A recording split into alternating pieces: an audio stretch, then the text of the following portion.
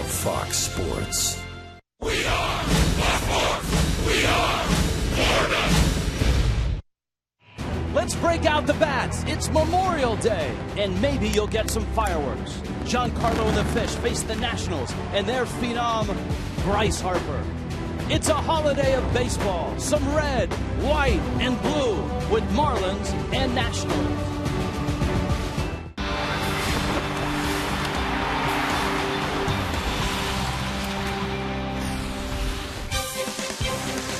Downtown Miami on a Memorial Day holiday. Marlins Park, where the crowd is still arriving. The Washington Nationals have arrived for a three-game series. Miami and Washington meet on this Memorial Day, a day where we all reflect for those that have given so much to our country. And the Marlins renew acquaintances with a National League East team. The National League East team right now. The Nationals, one of the great stories in baseball this year. Hi, everybody. Rich Waltz along with Tommy Hutton. Thanks for inviting us in on this holiday. The Marlins and the Nationals haven't seen much of each other, just 2 times so far this year. Big series, I think, for both. Yeah, I think it is, especially now that the Marlins dive back into the National League East. They've not played as well against the East as the Nationals have. Nationals have done quite well against the East. Let's take a quick snapshot on the Nationals and the season that they've had and how they've arrived at 29-18. You know, a lot of it has been starting pitching, guys like Strasburg, Gio Gonzalez, Jordan Zimmerman, Edwin Jackson, Detweiler, who's now in the bullpen.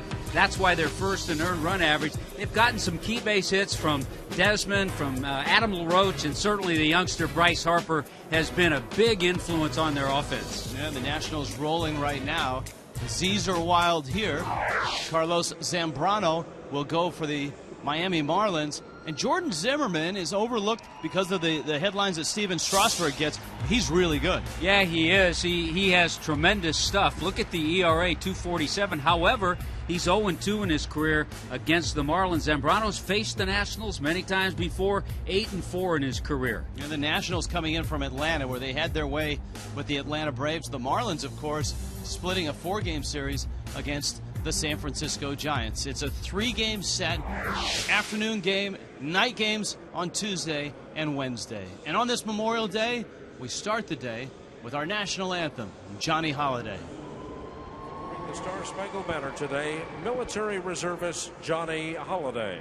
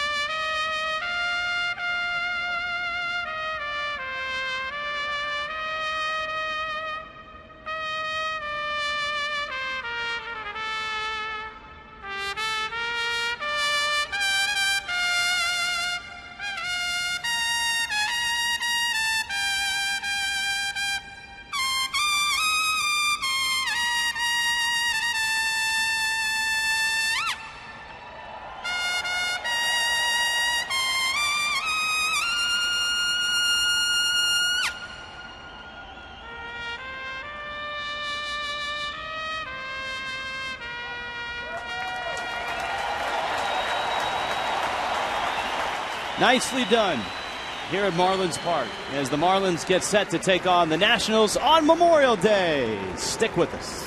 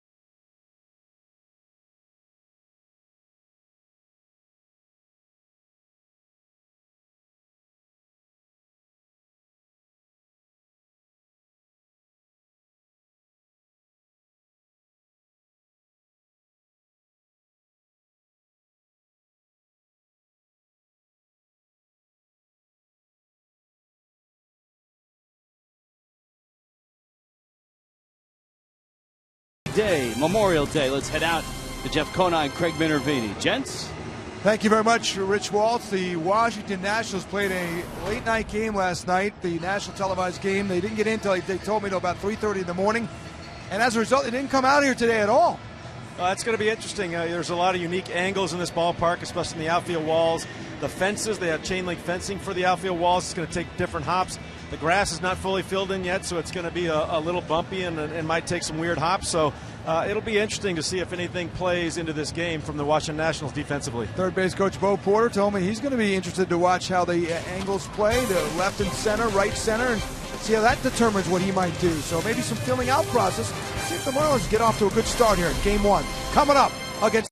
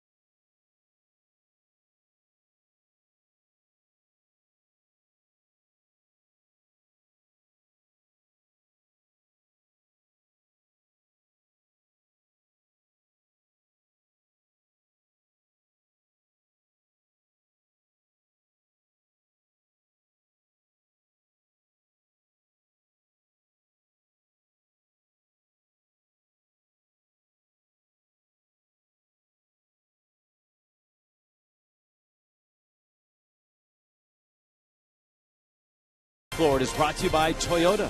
Visit your local Toyota dealer today for great deals on an amazing lineup of Toyota vehicles. Toyota, moving forward. By AT&T, the nation's largest 4G network. AT&T, rethink possible. Come on in, nice and cool here in Marlins Park as the Nationals and Marlins open up a 3-game series. And the Marlins are hopeful that Carlos Zambrano bounces back from his worst outing of his season, which has been a very good season. You see the ERA is under 3, the record at 2-3. Steve Lombardozzi digs in, pinch a penny, brings you the first pitch, and Zambrano zings one in there at 88 miles an hour for a strike. Lombardozzi's out in left field with Bryce Harper and Ryan Zimmerman to follow. Lombardozzi fouls it back. It's 0-2. Just nice to see a team leading off a game without Gregor Blanco and knowing you have Melky Cabrera hitting third. The way those two guys hit. Just don't say that name anymore. Melky Cabrera was a one-man wrecking crew for the Giants. Good breaking ball, got in on his hands, and Hanley Ramirez comes in and makes the catch. Zambrano has the first out. Here are the rest of the Nationals. Bryce Harper's coming up. As Tommy pointed out, he's hot. He's hit in 7 straight. Ryan Zimmerman always hurts the fish. Adam LaRoche is having a solid first half, and that, I think, has been an undersold asset for the Nationals. Ian Desmond, Danny Espinoza, Rick Ankiel, the Port St. Lucie product in center. Carlos Maldonado's behind the plate. Nationals have had a lot of catcher injury problems. And Jordan Zimmerman hits 9th, and here's our first look at Bryce Harper. Fastball misses out. Jim Reynolds calling balls and strikes. Harper still has that scar a bit over the left eye, having cracked his eye open in frustration after an AB. He's an intense competitor. He's just 19. And he's awful fun to watch play the game. Yeah, very aggressive, and right now on a 7-game hitting streak, on a nice tear. He ate the Braves alive. He was 10 for 23 in that 3-game sweep in Atlanta. Actually finished things off last night with a home run off Livan Hernandez. If you're wondering how a 19-year-old is in the big leagues, Harper's story is amazing. He's a guy that smashes it. Reyes makes the catch. Wow, a bullet from Harper, who skipped his last 2 years of high school to get to junior college, to get to the draft, and here he is at 19. Boy, stung that ball the other way. And fortunately for the Marlins, right to Jose Reyes. That ball was hit hard. And that's what scouts will tell you who are watching Harper here now in the big leagues. They are so impressed with his hands and his bat speed. Ryan Zimmerman now. Zambrano with a breaking ball at the knees for a strike. Now Zimmerman and the Nationals saw Zambrano. That was back in mid-April. The Marlins were up in D.C. for a 3-game series, which was shortened to 2 because of rain. Jammed him. Ground ball, Hanley crossed the diamond in the dirt, and it skips by Morrison. Zimmerman on his way to second. We have not seen Hanley Ramirez have any throwing issues at all this year, and so that a rare miscue. The one thing he's done is he's taken too much time, a lot of time. Look at that. Very lackadaisical, didn't get the arm in a good throwing position. That tells you the concentration wasn't there the way it's been all year for Hanley.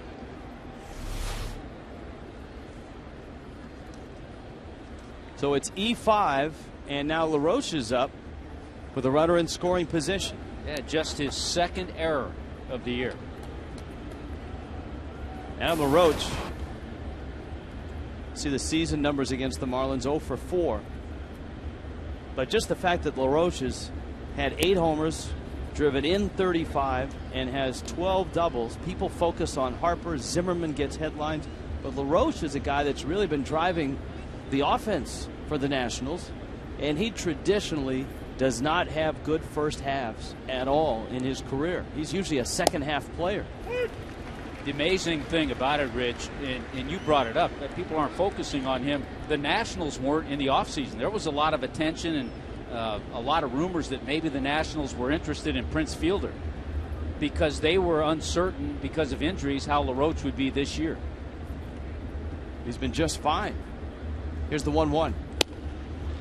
Zambrano misses away. What did you see from Carlos Zambrano in that last start that gave you any concern? There are the career splits. Mainly velocity and movement. We have commented so much on how much his fastball has moved. Nothing straight.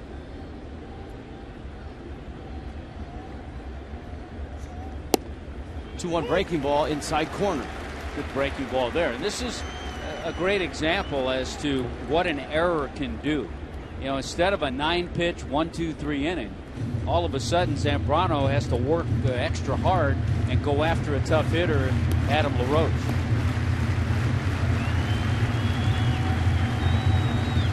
LaRoche standing in. Zimmerman's at second.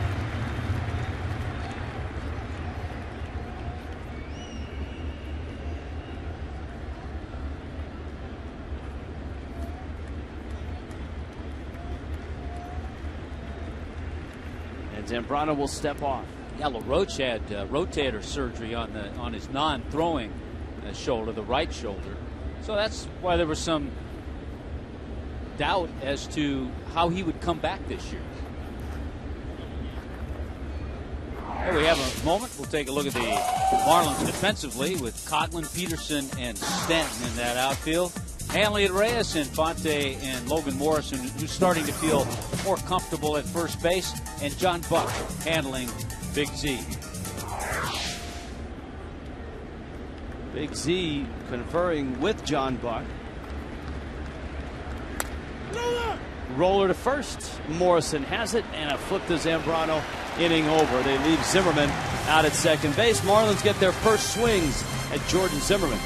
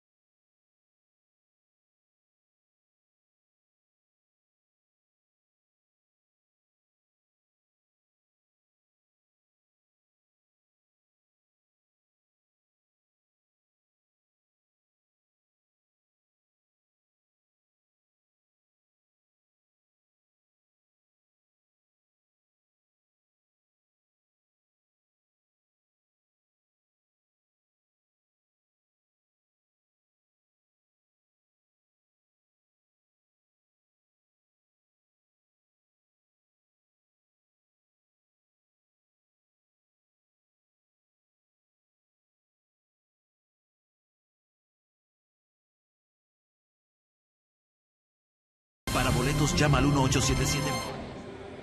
Wow, that was strange. Rich, I didn't know there was another voice coming out of you. Well, you know, I'm speaking in tongues right now as I do the lineup. At shortstop, Jose Reyes. Second base, Omar Infante. Third base, Hanley Ramirez. Giancarlo Stanton is in right field. Logan Morrison's at first base. Brian Peterson in center field. John Buck will do the catching. Chris Coughlin in left.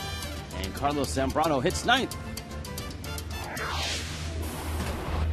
And there's a good look at the 26-year-old Jordan Zimmermann. Pretty good stuff. His fastball is live. He keeps it in the low to mid-90s. In 5 starts, though, against the Marlins, 0-2 with an ERA of 4.55. Zimmermann ready. Reyes is ready. The fastball misses away. Zimmermann good in his last start. Reyes has been hot of late. Fights off the fastball, and it's 1-1. And we talked about it yesterday, I believe, Rich. The Marlins missed a couple of their hot starters, Steven Strasburg and Gio Gonzalez, who, by the way, the Miami kid was walking around the ballpark earlier and absolutely loved Marlins Park. Zimmermann catches a corner. He was terrific last night. Got the win in Atlanta as the Nationals swept the Braves. He is 7-1 with a 2.04 ERA. After signing a long-term contract, Tommy, he's going to get plenty of opportunities to pitch in this ballpark. That is outside corner. Zimmermann dots the corner. Reyes in disbelief. And the Nationals have the first out in the bottom of the first.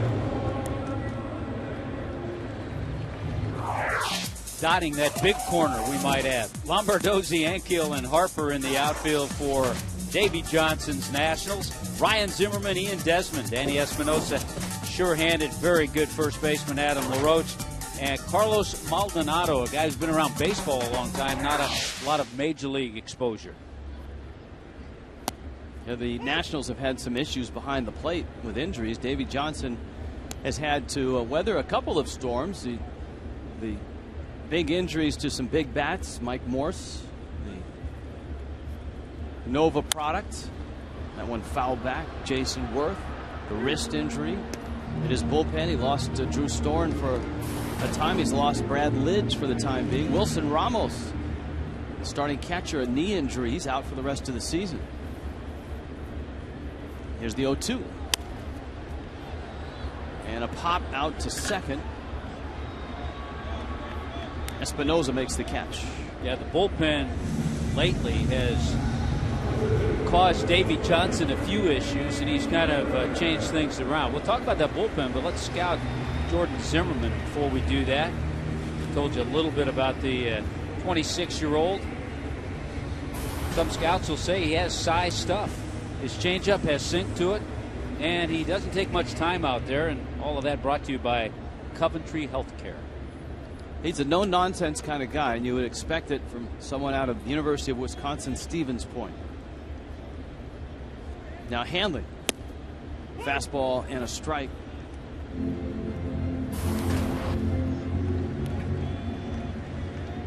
Hanley had an offer in that wet series up in D.C. The Marlins were rained out in the final game of that series, and will make that game up as part of a doubleheader in August when they go back to Nationals Park.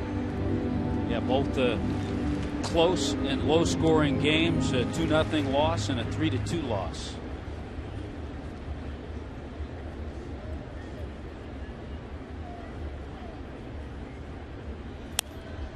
Hanley gets jammed and dumps it foul and out of play. His career numbers against the Nationals very good. .335 with 25 home runs. Against Zimmermann, small sample size, but pretty good. 3 for 10. As you noted, Zimmermann really, his number hasn't come up against the Fish much, and of course he missed a season with an injury. Hanley squirts that one down the right field line. Over for it is Harper, and he gets there, and Hanley in the scouting report know that the 19-year-old has a rocket for an arm in right field. And he's also aggressive getting to it. Hanley stays back well on that and shoots it past LaRose, but watch how quickly Harper gets over there. And then with the strong arm, and that could be dangerous. That ball could get by him and pose a whole lot of problems, but he got to it quickly. Hanley was thinking about getting to second, but once he saw Harper have it, made the right choice. Giancarlo Stanton now, and he takes a fastball for a strike. Against Jordan Zimmerman, just 2 hits, but they both left the ballpark.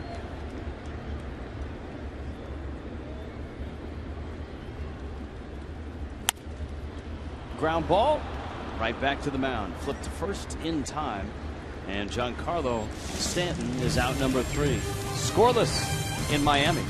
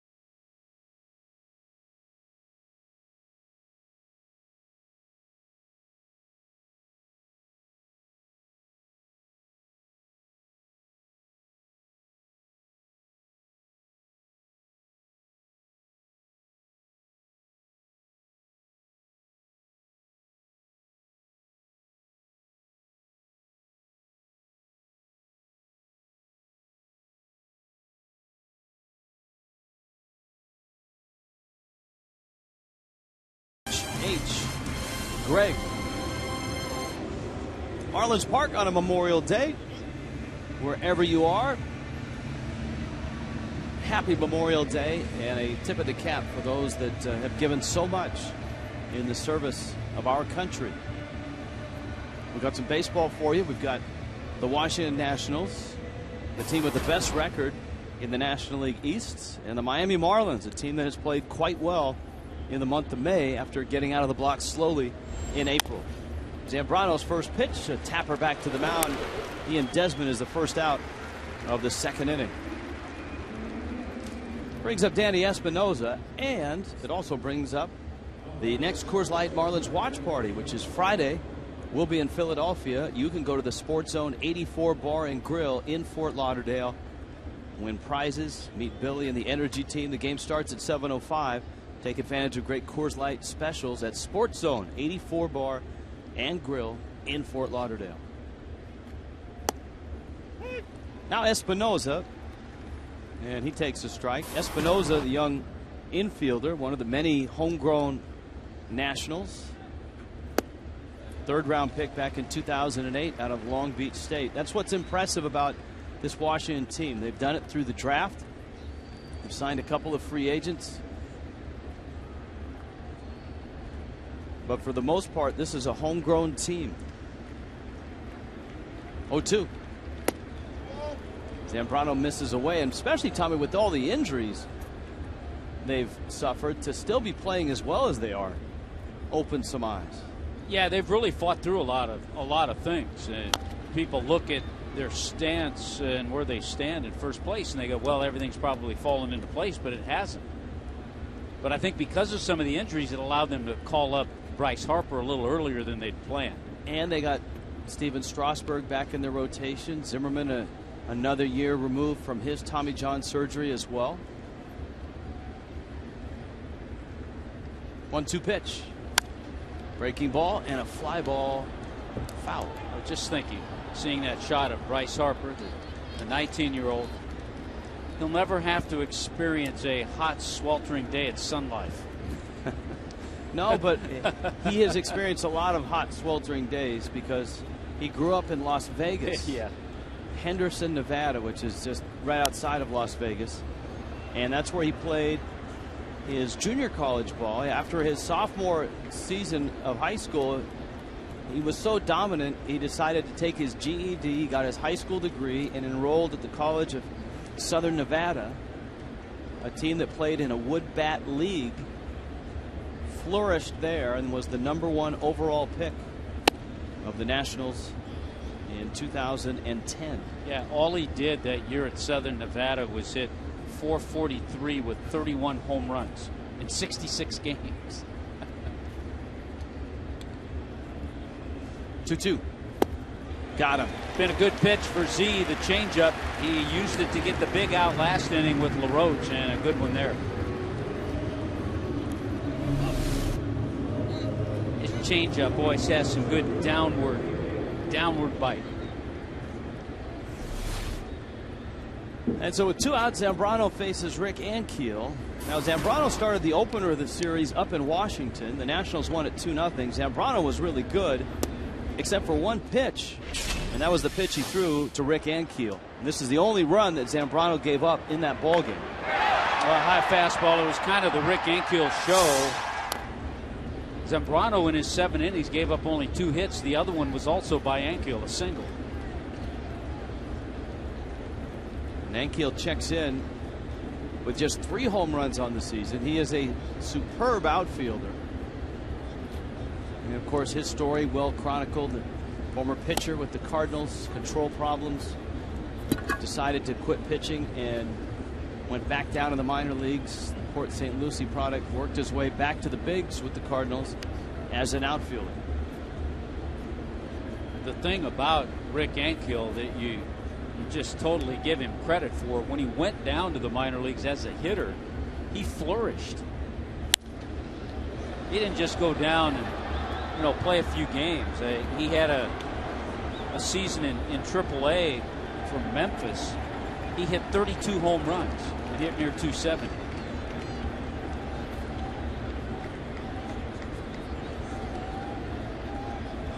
You saw those career numbers.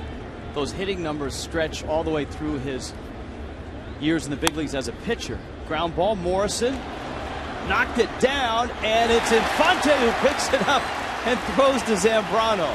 Just your typical 3-4-1 put out.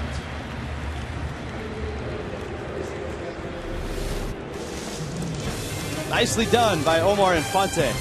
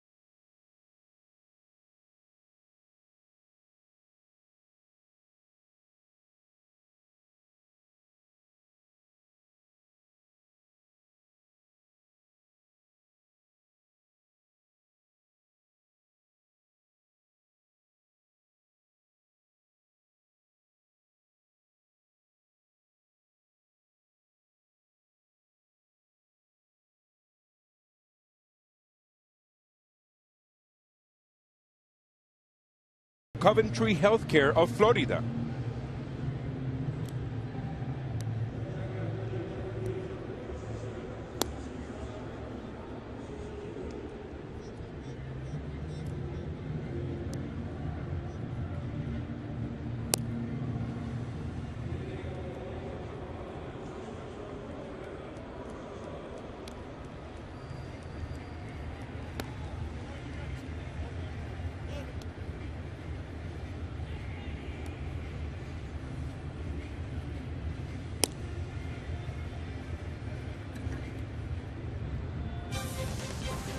Miami Marlins Béisbol en español es presentado en SAP por Coventry Healthcare of Florida.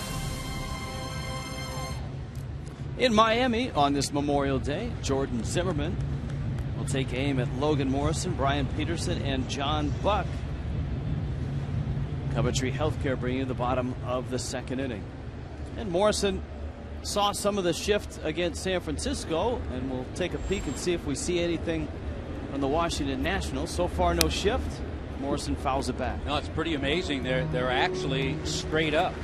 Even the second baseman, Espinosa, he might be a step or two to pull. They have to think that the bunt that Lomo dropped down may have changed some of the scouting reports out there. Here's the 0-1. He lined that foul. I asked him how much he'd been working on that bunt, and he said not much. He said Joe Espada gave him a few bunting tips, and it worked out perfectly. Zimmermann out in front, 0-2.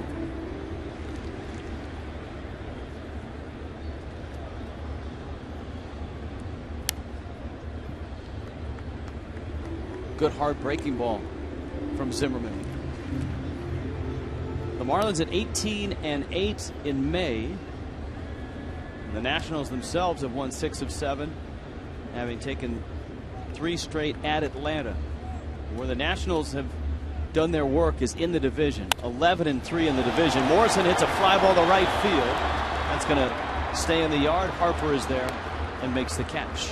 Yeah, the Nationals themselves are 15-10 in the month of May, so they've had a pretty good May. I think this ball just got in on Lomo a little bit. Probably didn't hit it right on the fat part of the bat. Plenty of room for Harper.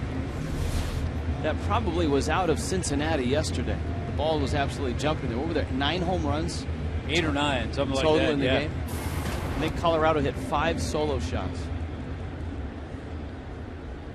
Brian Peterson now.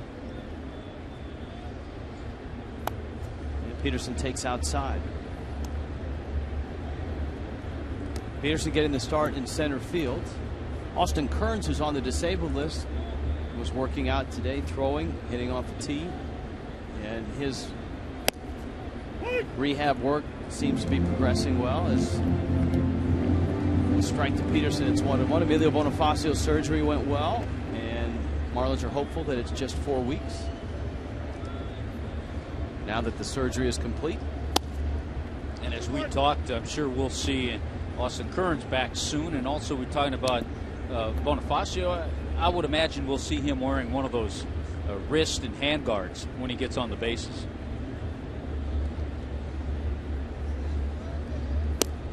Two-1 is right down the middle, and the count's 2-2. Baseball breaking out all over America on this Memorial Day. Marlins and Nationals here, opening up a 3-game series. Peterson on a hop. Espinosa backing up, throws him out. Couple of outs. And before John Buck digs in, a reminder that this copyrighted telecast is presented by the authority of the Miami Marlins, may not be reproduced or retransmitted in any form. Accounts and descriptions of this game may not be disseminated without the express written consent of the Miami Marlins. Well, here is Buck, and his struggles have been well documented. You can see it reflected in his batting average. An 0 for 26 right now with a dozen strikeouts, and he has put in countless hours with Eduardo Perez. A little bit of a tweak in mechanics. Squared a ball up and looked like he had extra bases yesterday. Angel Pagan made a highlight film catch and robbed him of a hit. And it's amazing too, if a ball like that drops, it does wonders for you mentally.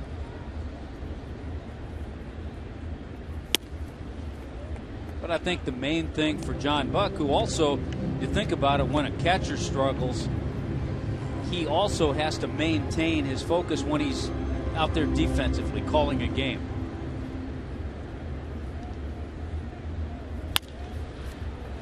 And he rolls one into left field. That's a base hit. And that's got to feel like the weight of the world just came off his shoulders. You got that right.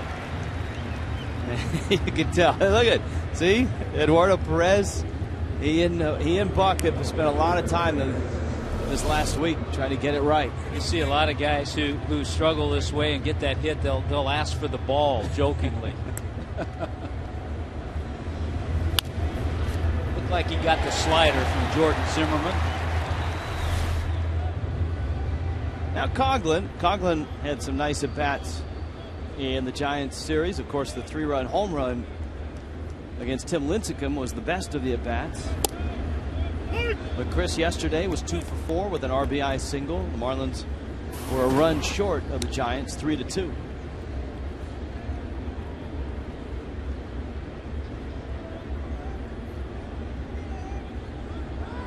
This is a matchup of National League East teams, and the 3 other teams in the East are playing right now. The Phillies are in New York, and that ball game is scoreless. The Braves welcome in the Cardinals, and that game is scoreless in the top of the second. Both those games second inning. Bad news for the Phillies with Roy Halladay headed to have his shoulder examined on Tuesday. Gave up 4 runs, gave a grand slam to Yadier Molina in just a couple of innings, and had to leave the game. The Braves are banged up now too. Coghlan off of Zimmerman, and it trickles into left field. The normally sure-handed Ryan Zimmerman going to his left, and it crawled up his arm and got by him. It's always a tough play for a third baseman when the ball like that comes off the bat of a left-handed hitter. Has a little slice spin to it. Looked like Cox may have gotten it on the end of the bat, and Zimmerman's going to be charged with an error, E5. And it gives Carlos Zambrano a chance to swing the bat with runners at first and second. Just the second error for Zimmerman this year. Zambrano helped himself his last time out with a base hit. Now, you're right about the Braves. Freddie Freeman is still having issues with his eyes. He's waiting for some prescription goggles to come in. He's been out of the lineup. McCann's had an awful flu bug. Chipper Jones is on the disabled list. David Ross banged up a little bit. He's a good player. They can't use him right now. Here's the 0-1. Zambrano ground ball out towards second. Espinosa throws to first in time, and the inning is over. Scoreless in Miami, Nationals and Marlins.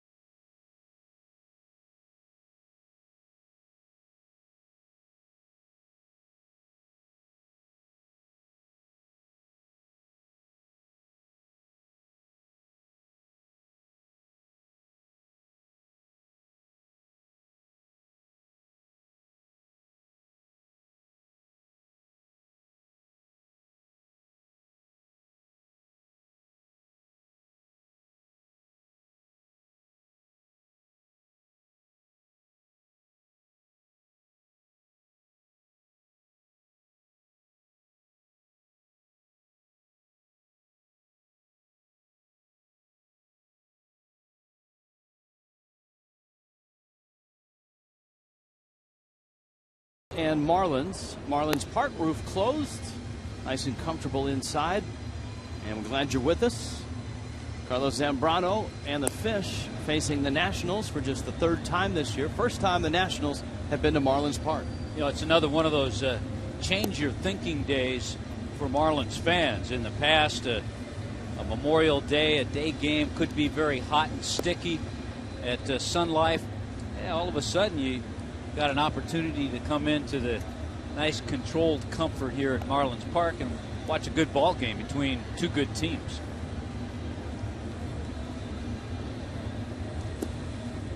Marlins had some great crowds this weekend. Yesterday, 30,000. 30,000 on Saturday. 27,000 on Friday. And another big sports day for South Florida sports fans. That's right. The Heat will open up their series tonight. Good luck to the Heat against the Boston Celtics. Absolutely.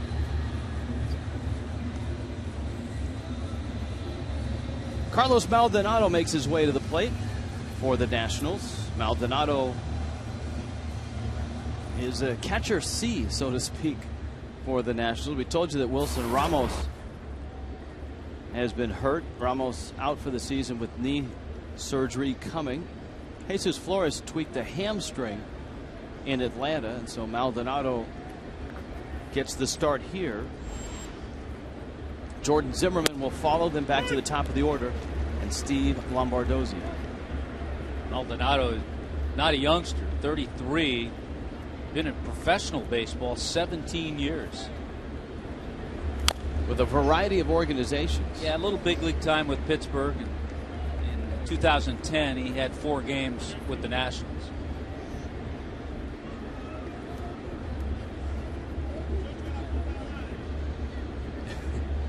He was directing that, I believe, to the Marlins dugout. Maybe to Ozzie. They're both from Venezuela. Yep.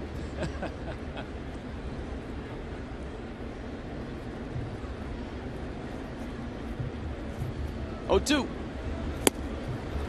Zambrano heats it up to 91 miles an hour. That's a good sign, because that's the area and the pitch that he didn't have in his last outing against the Rockies.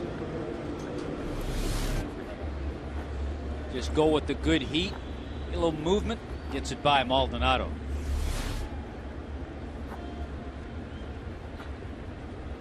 Now he takes aim at Zimmerman. 3 hits this year for Zimmerman. Good athlete, a pretty good hitter for a pitcher.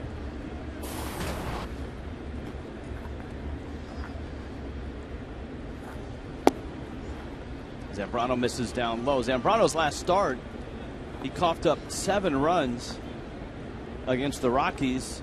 In his previous 6 starts, he'd given up a grand total of 7 runs. And to show you how minuscule his ERA was, it only went up to 2.85, giving up those 7 runs.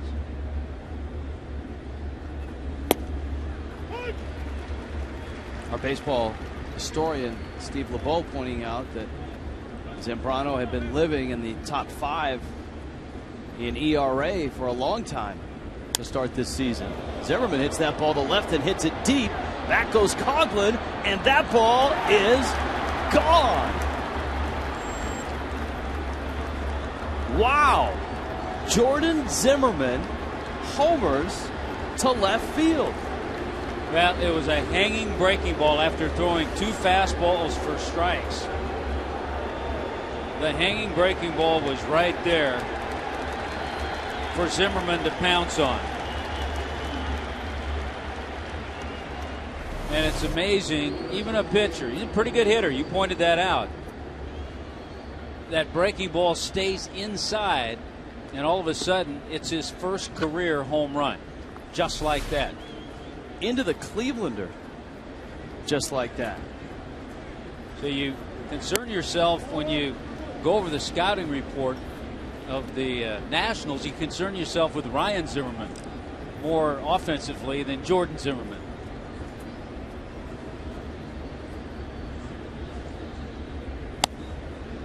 Outside corner, Steve Lombardozzi. I told you he was a good hitter. I didn't think he was that good a hitter. Even if that breaking ball is the same height, but it's away, he can't hit it out. But it just kind of hung in the inner part of the plate.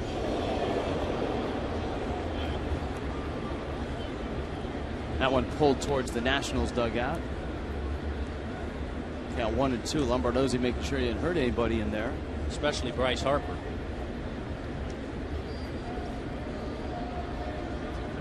Looks like everybody's okay.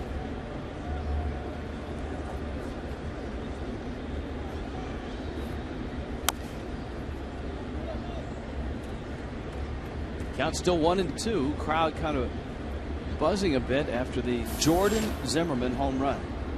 You expect it from Ryan Zimmerman, especially against the Marlins, not Jordan. And Zambrano misses away. Right now, Jordan Zimmerman's saying, I like this ballpark. Like the mound, like the batter's box. Hey, he hasn't given up a run. He just went deep.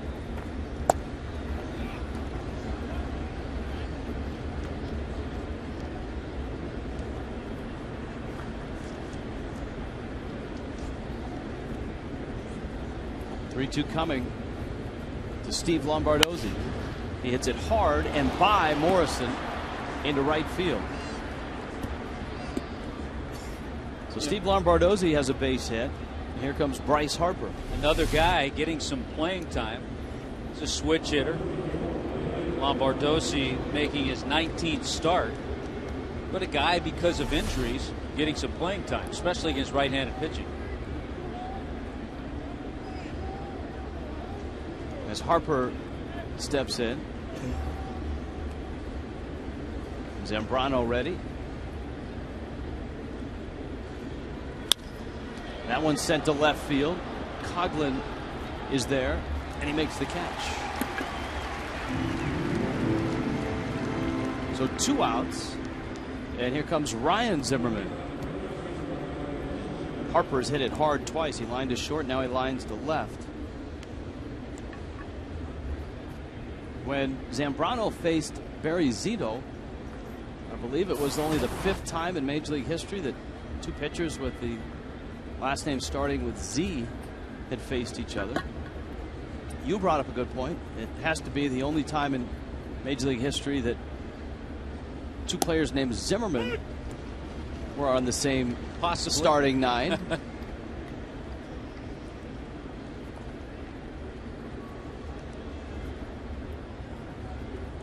This Zimmerman has had a very solid start to his career. The Marlins have seen him from day one when he came up quickly through the minor leagues. Hard to believe it's his 7th year with the Nationals. Zimmerman, the 4th overall pick in the 2005 draft. There it is. The all-time Z versus Z matchups. And this is only the 6th time in baseball history.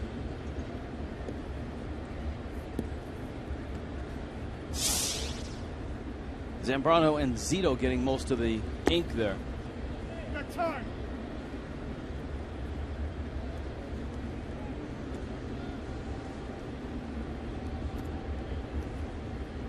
How many Zimmermans do you think have played in the big leagues all told?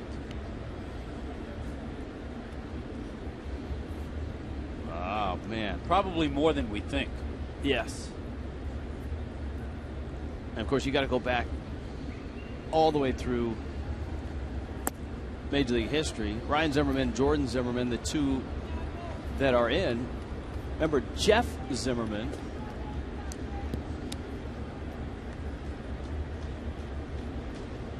who pitched for the Rangers back in the 2001 season.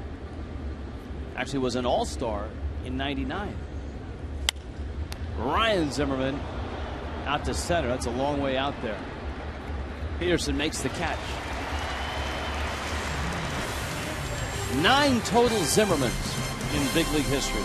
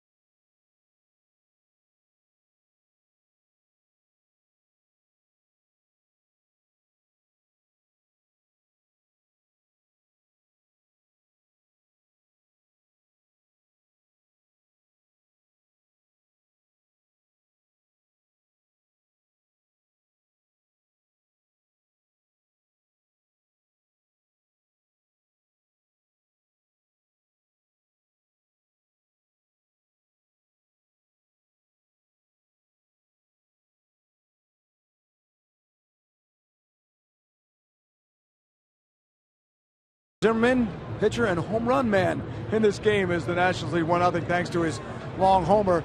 Boy, Bryce Harper, the young outfielder for the Nats, was born in 1992, but his knowledge of baseball history and sports history is really astonishing. A few years ago, he said, "I'd like to be compared most to George Brett." George Brett, the Hall of Famer, responded, "I think he's the only 17-year-old who knows who I am." As Jose Reyes tries to leg one out, is thrown out. Then the Red Machine came into the conversation with him. His father, Ron, big fan of the Cincinnati Reds in the 70s, and thus Bryce Harper became a big fan of all those guys, including Pete Rose. He says, "I like to play Pete Rose-style baseball." A writer, veteran from Detroit, said, "Al Kaline was a great guy. I covered him," and Harper immediately responded that he was the youngest batting champ at age 20 in 1955. And finally, guys, he was up in Philly a couple of weeks ago and made a reference to Tommy McDonald, a Hall of Fame wide receiver who last played in 1968. This is stuff you just don't see with young players in any sport, but he is a great baseball player, and he likes to play the game the old-fashioned way. He plays it hard. Something to be admired. Guys? Yeah, he's impressed scouts. He's impressed opposing managers. And I think he's impressed his teammates as well. Omar Infante takes a breaking ball for a strike. Infante with Hanley Ramirez also due up.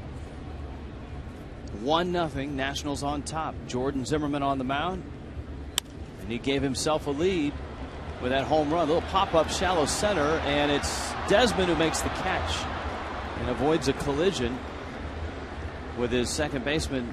Oh, it was Espinosa that got the ball. I thought Desmond had it. They both ended up in the same spot when the ball came down. Yeah, let's see. It's going to be the shortstop or it's going to be the second baseman. That's the second baseman, Espinosa. And it's an interesting concept. I believe Niner was talking about it on Marlins Live.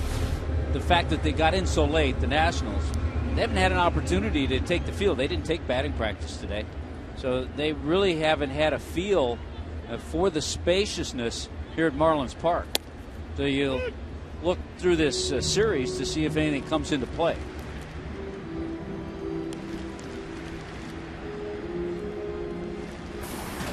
Hanley singled down the right field line back in the first.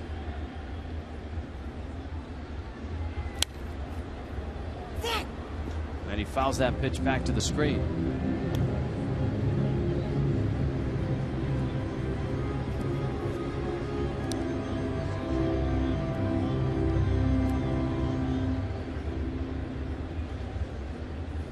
Oh, 0-2.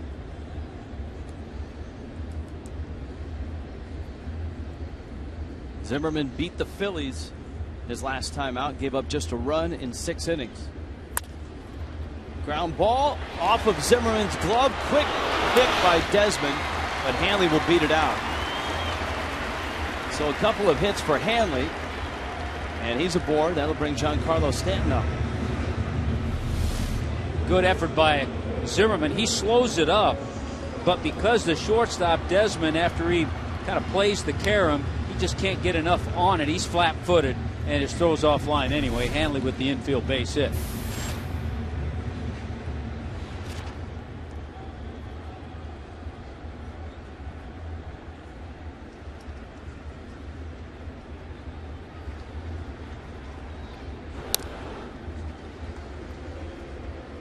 Hanley back. 9 stolen bases this year. Giancarlo on 0 for 1.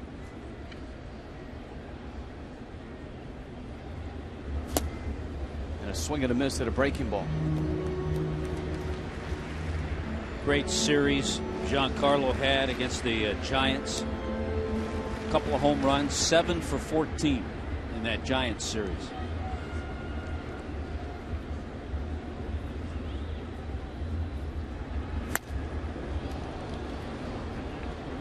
Oh, 2.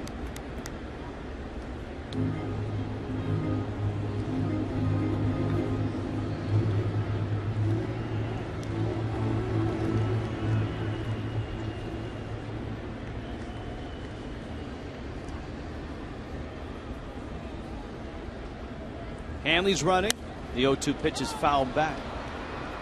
It's always kind of interesting And a lot of it depends on the stuff a pitcher has, but it's always interesting to watch how different teams pitch Giancarlo Stanton. And if you look at this at bat, Zimmerman got ahead with a slider, and then he's gone upstairs with a couple of fastballs the last 2 pitches.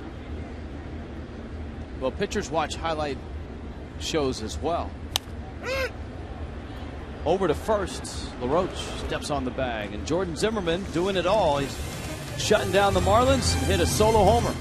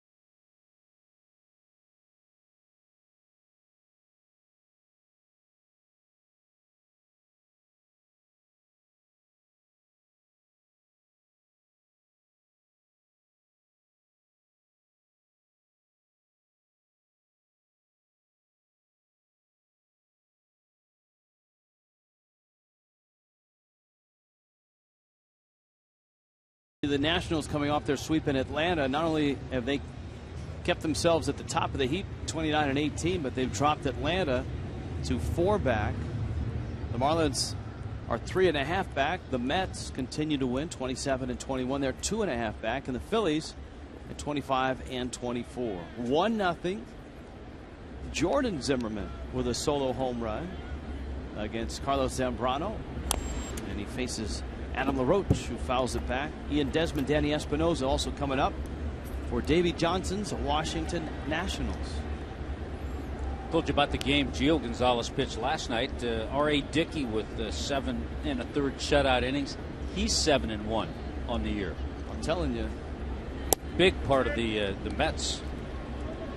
You're going to have to start saying All-Star R.A. Dickey. Yeah, Phillies 2-0 over the Mets in the bottom of the 3rd. That is a Cole Hamels start. Fly ball, foul. Cole Hamels trying to become the league's first 8-game winner. He comes into that game 7-1. Cardinals and Braves are scoreless in the top of the 3rd in Atlanta. Pirates 2-0 over Cincinnati and Pittsburgh. That game just underway.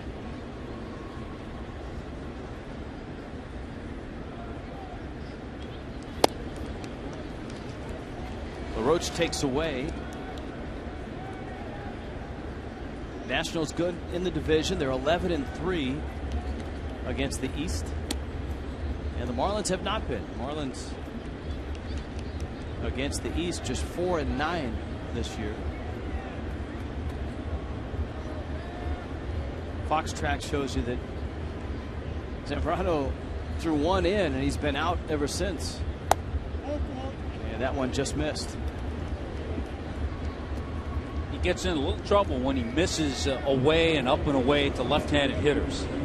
AT&T trivia question: who's the only Hall of Famer to serve in World War II and the Korean War? Ted Williams is always a good guess. Yeah, you could throw Bob Feller. You could throw his name into the mix.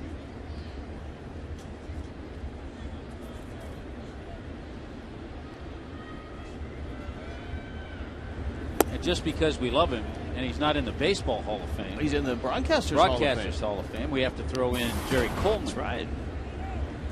We just saw Jerry Coleman in San Diego.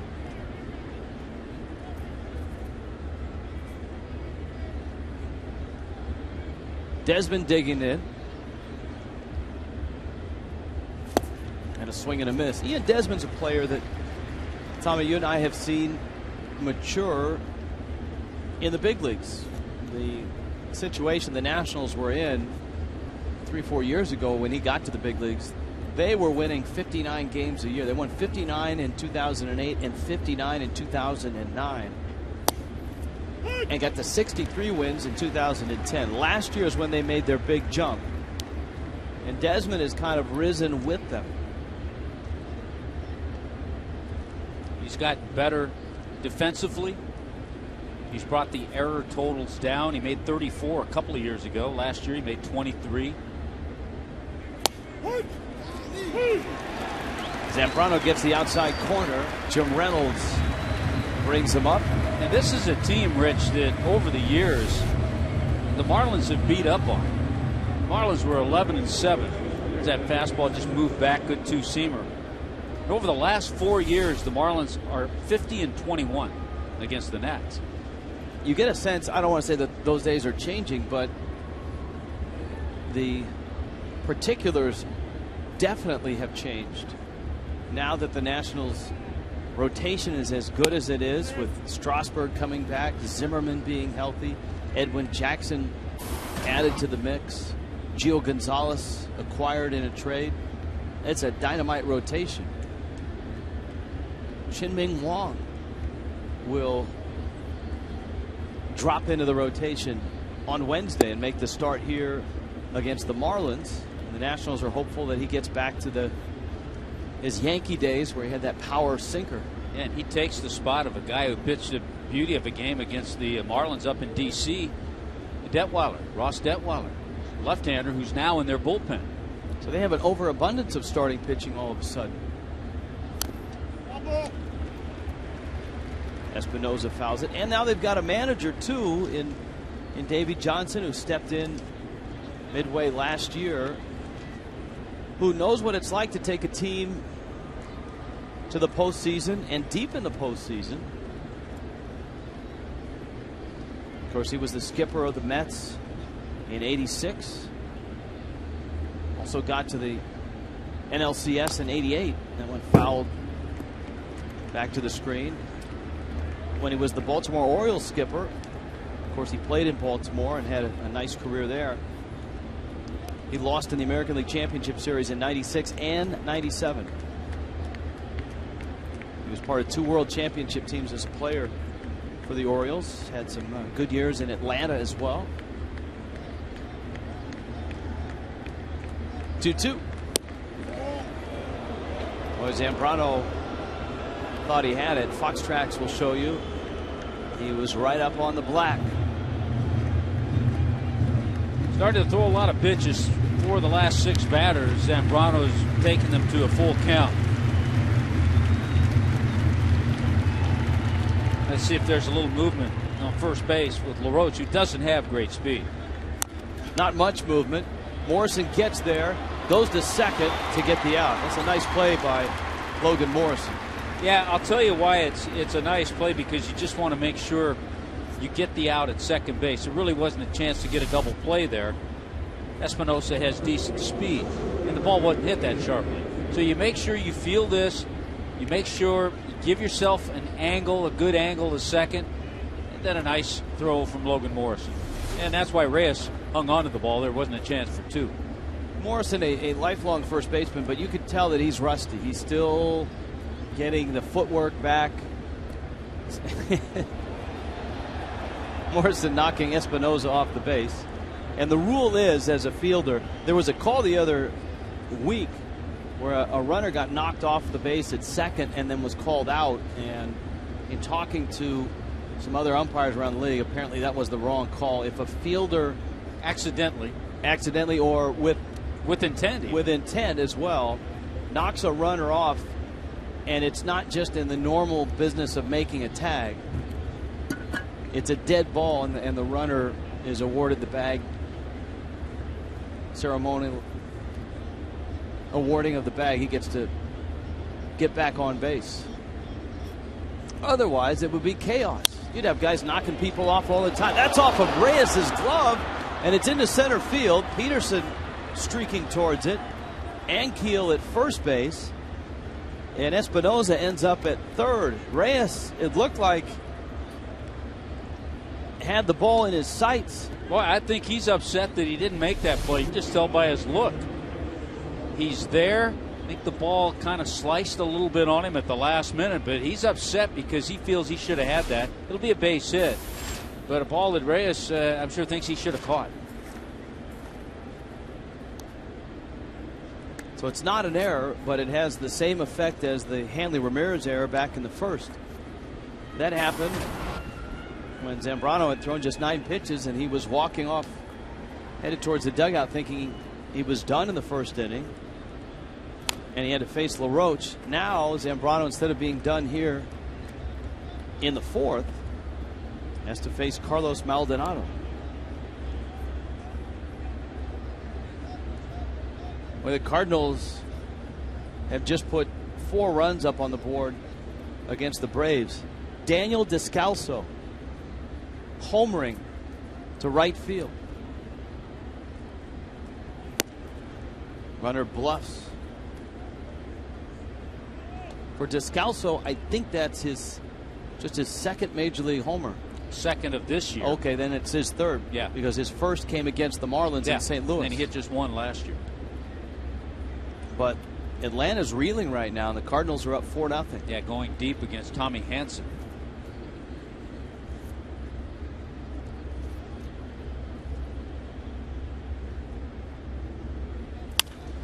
A hot smash. Hanley goes down on a knee, sets himself, and fires across in time. Nice play by Hanley Ramirez. And the Nationals leave a pair on base. 1-0 Washington in Miami.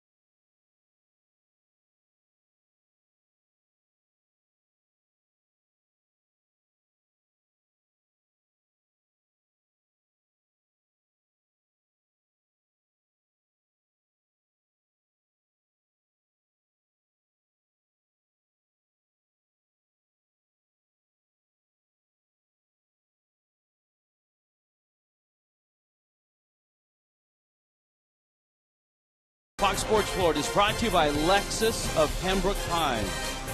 Price, service, selection. Lexus of Pembroke Pines.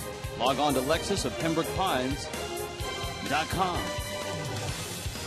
1-0 in Miami. The Nationals on top of the Marlins. Well, look at that view on this gorgeous day, Memorial Day, and I'm with you, Rich, saluting all our veterans, our fallen heroes who have allowed us to be here. A reminder that the Marlins have the 4 for $54 family pack going. And tomorrow night is a 4 for $54 night. You get 4 hot dogs, 4 sodas, 4 bags of chips, and it starts at just $54. Marlins and Nationals at 7:10. So if you've got a family of 4, bring them out. Family of 5, you can bring them out and you still qualify. Individual group tickets available online at marlins.com. Nice Memorial Day cap. That gentleman there remembers when it used to be called Decoration Day. And back in the 60s, changed to Memorial Day. Logan Morrison, Brian Peterson, and John Buck. Certainly this day has significance for Logan Morrison. His father served for a long time in the Coast Guard. Of course, his father passed about a year and a half ago with lung cancer, a non-smoker, and lived long enough to see his son play in the big leagues. Saw him have some good days. I can remember the train ride his father took from the New Orleans area all the way to New York to see his son in the big leagues for the first time. He could not fly. He was ill, and the only way he could get there was either by car or train. He took the train. Remember him going to Milwaukee. Good series in New York, yeah. Morrison, when he homers, still pauses at home plate and looks to the sky and gives the Coast Guard salute.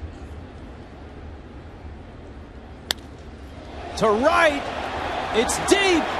It is gone. Here comes the salute. This game is tied. And on this Memorial Day, Logan Morrison with a Coast Guard salute.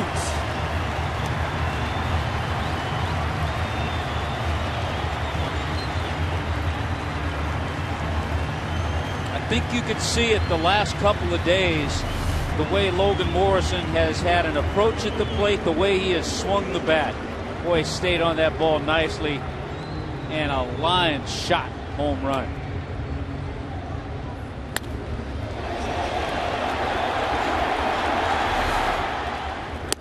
Brian Peterson takes a fastball for a strike. That has got to feel great for Logan Morrison.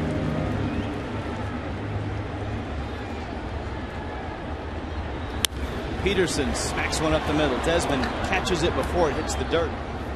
The Marlins all of a sudden are barreling up Jordan Zimmerman. An out here in the bottom of the 4th, and a 1-1 game.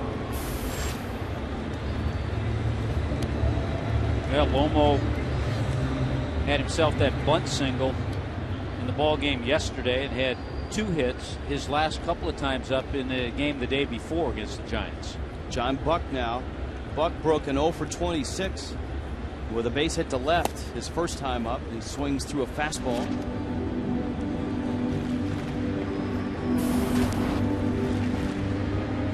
Well, and one of the hardest things when you're in the throes of a slump is to tell yourself you can't get it all back in one game. It's going to take a while.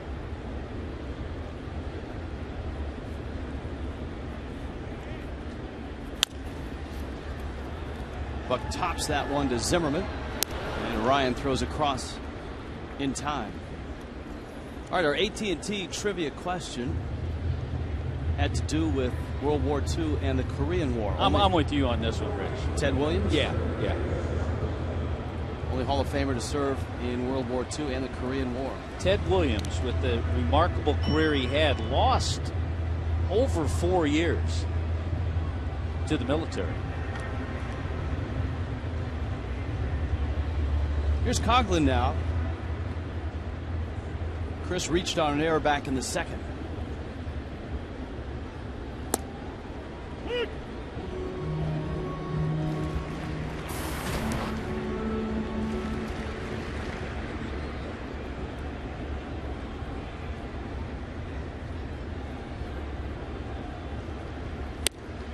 Zimmerman comes up and in.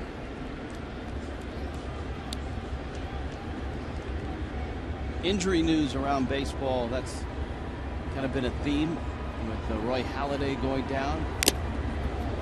Shoulder issues. He'll be examined on Tuesday. These Nationals made a move. Chad Tracy placed on the disabled list before the ball game.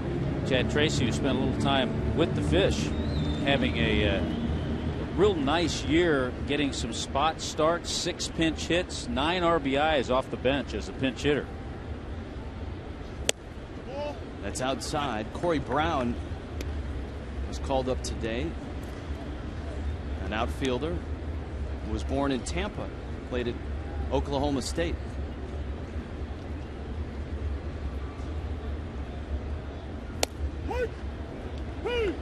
Outside corner, Zimmerman strikes out Coghlan, but Logan Morrison ties this ball game up. A couple of solo home runs for Morrison, his 3rd of the season.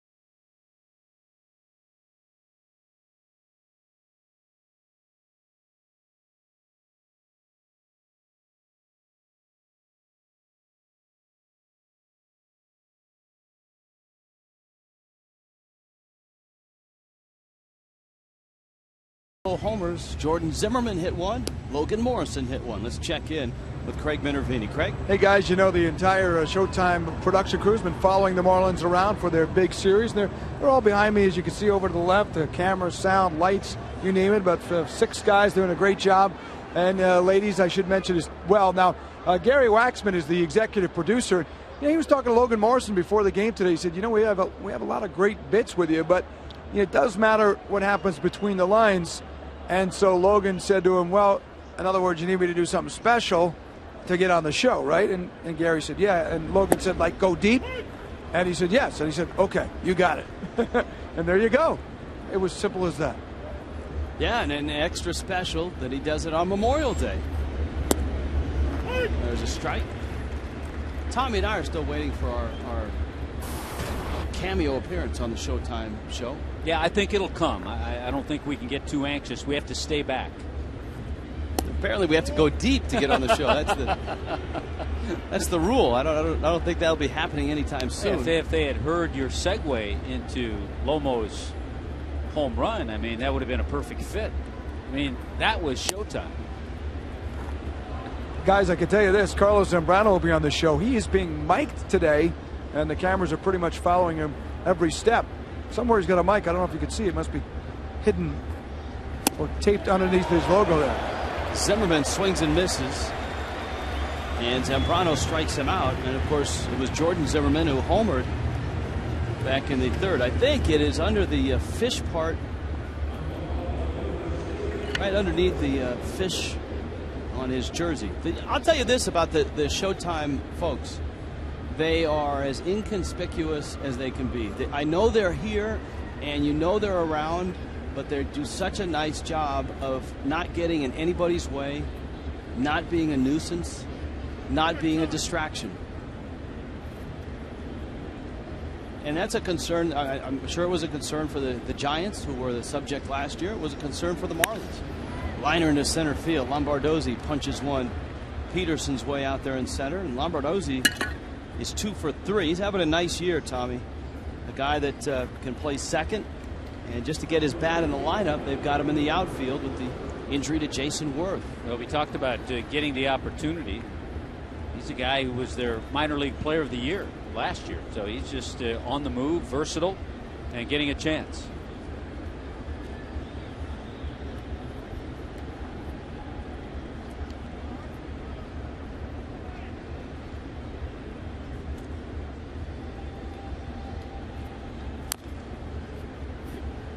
Bryce Hopper swings and fouls it at the plate.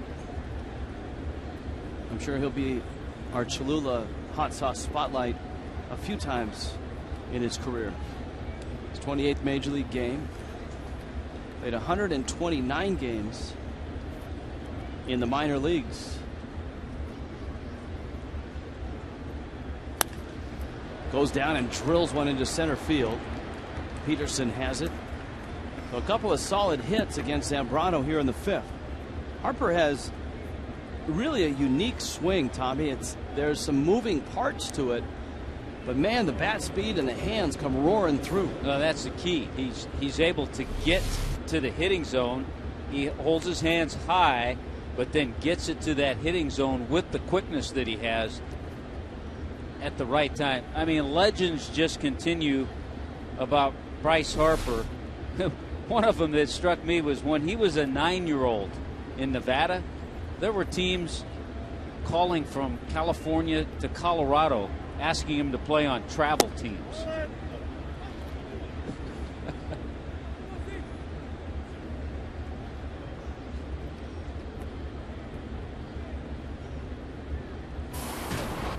Here is Zimmerman now. Ryan reached on air, flied to center.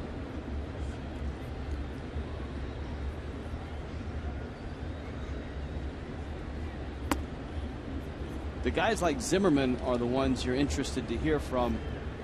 The David Wrights, guys that have played in this division 6, 7, 8 years and now get their first look at this ballpark.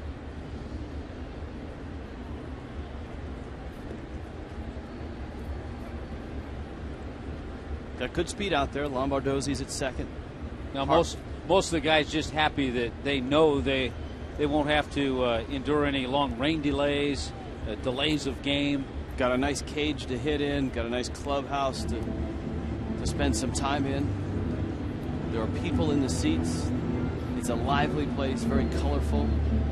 Those are all comments that we've heard from visiting players.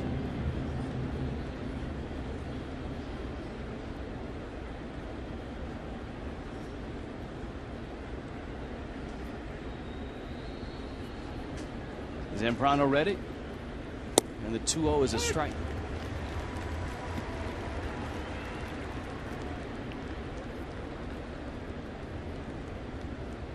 Just have to be real careful here with Zimmerman.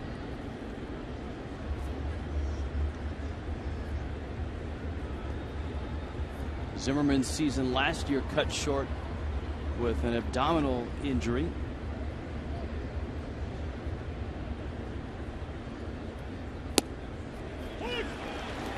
Takes a strike, 2-2. Good fastball too, and he's been able to keep that velocity in the low 90s today.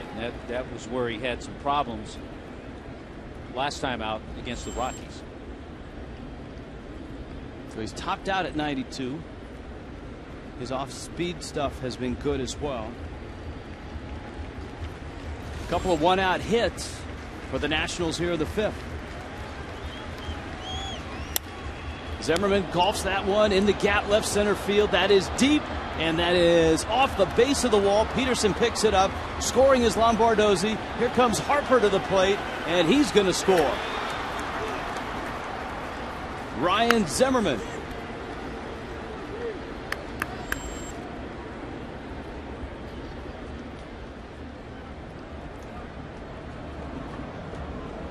Two-run double. The pitch that has given Zambrano a little more trouble today has been the breaking ball. A little flat with a slider, it looked like. And you make that mistake to Zimmerman, who's gotten tons of big hits against everybody, but especially the Marlins. And then with the speed of Harper, he comes all the way from first base and scores. Zimmerman drives in a pair. Here's LaRoche, and there's still one out. Zambrano gets a strike. It's 0-1.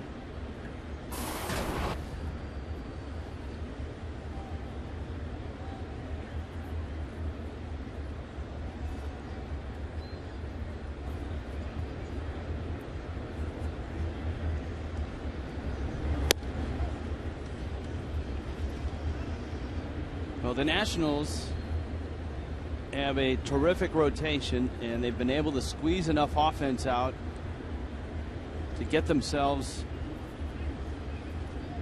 into first place. Not only into first place, they're 11 games over the 500 mark. And if you stop and think about the history of just the Washington Nationals, that really hasn't happened all that much. They could improve to 12 over if they win this game. The last time they were 12 over was their very first year in 2005, July of 2005. They were 55-43. Those were the Frank Robinson-led Nationals. Remember how bad that stadium was at RFK? Dirty, dusty, dank.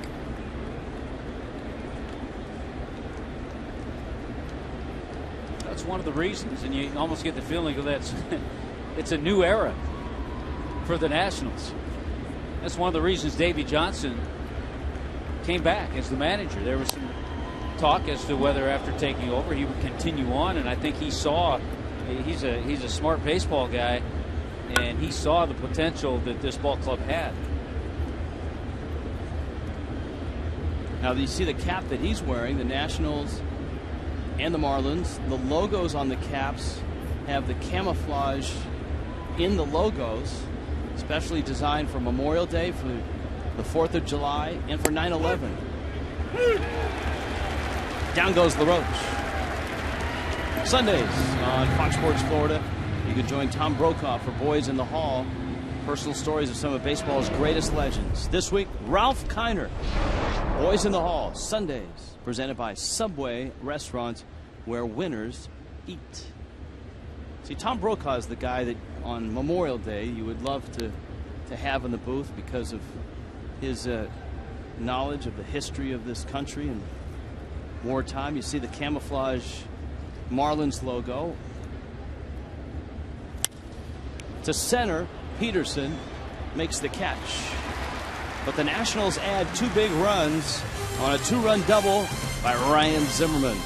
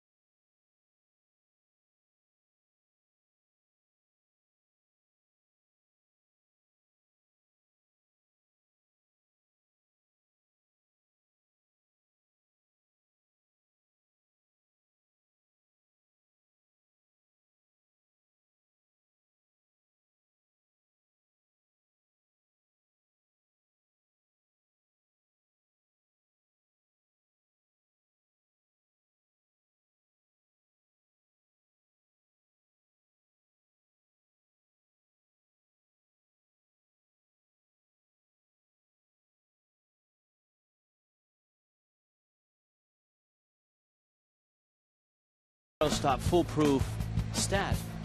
Ryan Zimmerman is playing his 100th game against the Fish. Numbers updated with the 2-run double. 120 hits, 14 homers, most against any team. Just as the Nationals count on Zimmerman, you can count on Just for Men Auto Stop for foolproof results.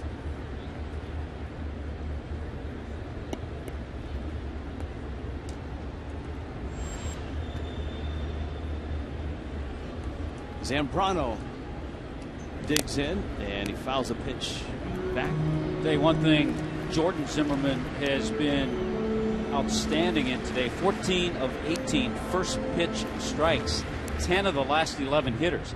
So he's gotten out there, he's fired strikes, he's gotten ahead. And as we pointed out earlier, he works quickly. Tommy, today,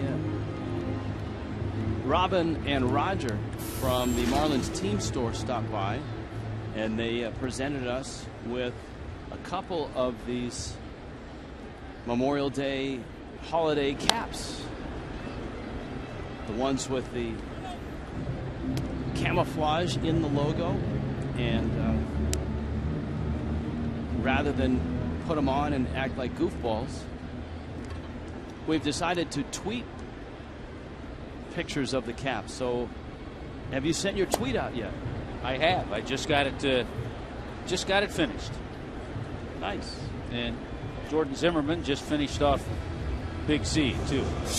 You know, now you can get the new Clevelander Stay and Play package for the ultimate baseball experience combined with the best of South Beach. Packages include a room for two at the Clevelander, 2 tickets to a Marlins game, complimentary drinks, and transportation to and from Marlins Park. Now that's more fun than a tweet.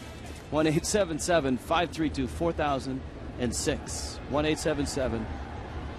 1-877-532-4006.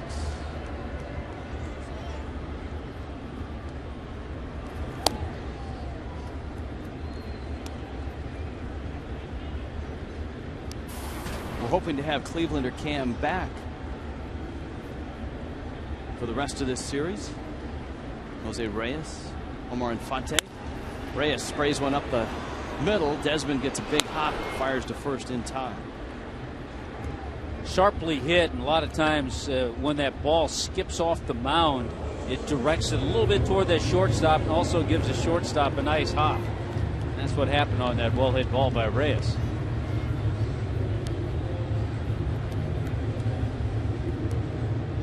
Infante now. Zimmerman has done a nice job of keeping the top of the order off the bases, the first and second hitters. Reyes and Infante are 0 for 5. Hanley's got a couple of hits. And of course, Logan Morrison has a home run. High pop up. Maldonado is back, and it's over the screen and into the second row.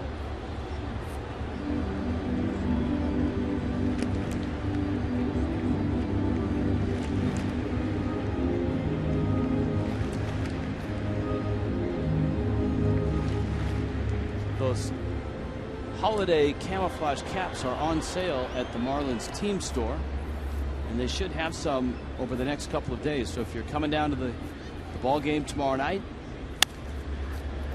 Zimmerman knocks it down. Check out the team store. Tell them Rich and Tommy sent you, and pick up one of those holiday caps. 3-1 Nationals.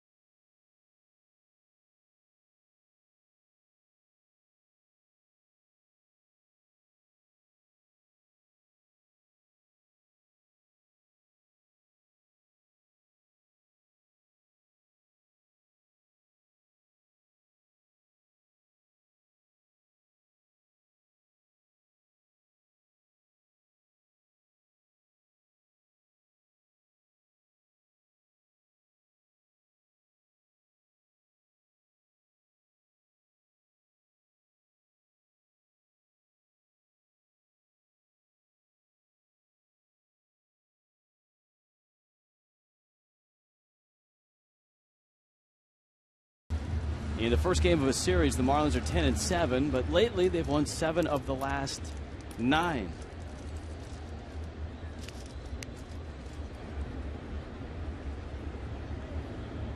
Danny Espinosa steps in. And Zambrano's pitch is fouled back. The Nationals got a home run from Jordan Zimmerman, of all people. And then a 2-run double from Ryan Zimmerman. Yeah, the 2 pitches that have produced runs have been breaking balls. The looked like a slider out over the plate to Ryan Zimmerman, and a breaking ball that hung there for the pitcher, Jordan Zimmerman. Go figure. In the history of Major League Baseball, dating all the way back to the late 1800s, there have been only 9 players named Zimmerman who have been in the big leagues. 2 of them are here, and they both have driven in the Nationals' runs. Infante picks up a roller from Espinosa, flips it on over to first. And there's an out. Here comes Rick Ankiel with Carlos Maldonado to follow. We hope you're planning tomorrow night to join us. 6:30 Marlins Live. It's an email and a Twitter Tuesday. Anibal Sanchez against Edwin Jackson.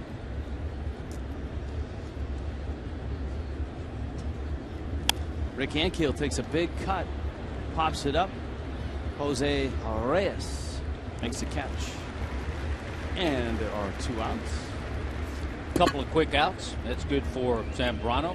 Pitch count right now at 93.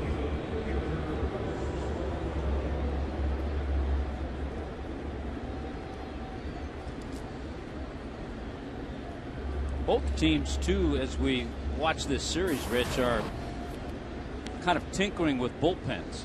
We know the struggles and the tinkering that Ozzy's had to go with, and Davey Johnson has had some problems with Henry Rodriguez, their hard-throwing closer. He's kind of not in that role right now. They've closed with Tyler Clippard a little bit. But if there are lefties coming up, he might bring in Sean Burnett to finish out a game. Well, Ozzie Guillen knows that drill. Yeah. He's had to bring Randy Choate in to save a game, and Steve Cishek to save a game, twice to bail Heath Bell out against the Giants. Maldonado runs into one, and out in left field is Chris Coghlan who makes the catch. Nice tidy 1-2-3-6, a 7-pitch inning for Zambrano.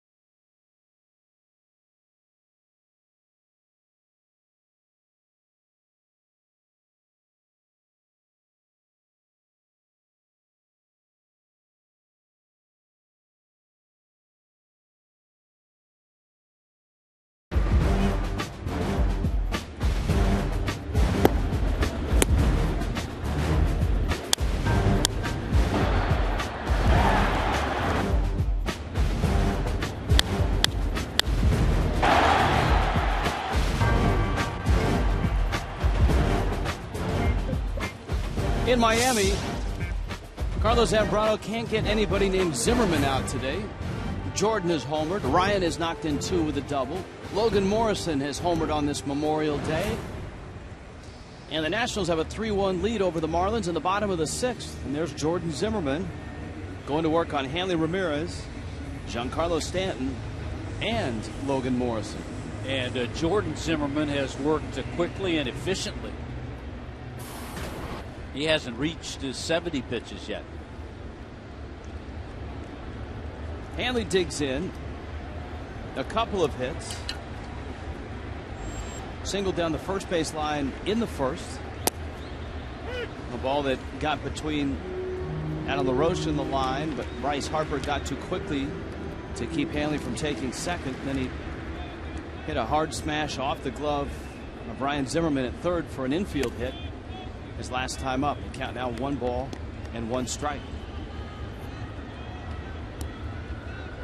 The other news in baseball right now is where will Roy Oswalt end up? He apparently is asking for some money. He may be a lot of it. He may be getting calls from the Philadelphia area. Yes, especially with Halliday's shoulder being examined tomorrow. It's certainly a place that he's familiar with, having pitched there. Phillies, Red Sox, Rangers, according to our good friend Fox Sports Ken Rosenthal. He's thrown for 4 teams in the past 2 weeks. One source says he's asking for $7.5 million. And if you sign him, you've got to get him ramped up to pitch in the big leagues. So it would probably take at least, what, 3-4 weeks? At least. Get him ready, get him at least 3 minor league starts. Hanley drives that ball in the left field. 3 hits for Hanley. And a leadoff single opens the bottom of the 6th. Good swings and good approach by Hanley Ramirez, who came into this game over 100 career games against the Nationals, 336. So he's up that over 340. So he's always hit the Nationals very well.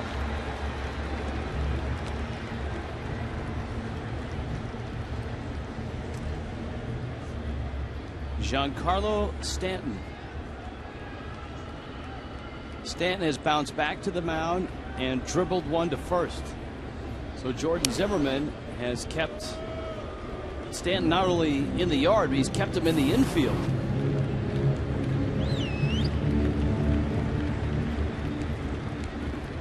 Logan Morrison on deck.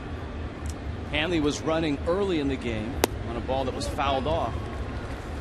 And Zimmermann tries that breaking ball that Stanton chased his last time up.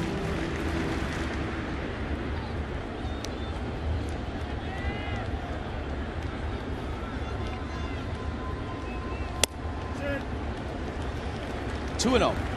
Trying to crowd Giancarlo, keep him from getting that nice extension. In the last 10 games, 10 RBIs, good production.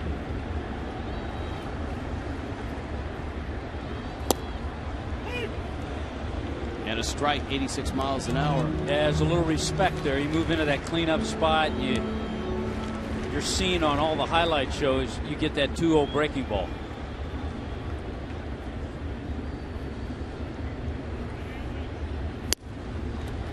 Now it's 3-1. The first 3-ball count that Jordan Zimmermann has had. You wonder if he gave him off speed at 2-0, if he'll give him off speed at 3-1.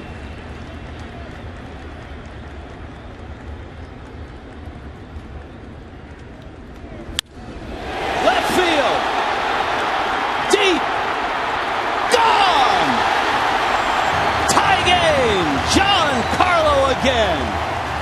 And Rich Waltz, he went with off speed again. He tried to drop that slider on Giancarlo, and he dropped it off the facing over the Clevelander.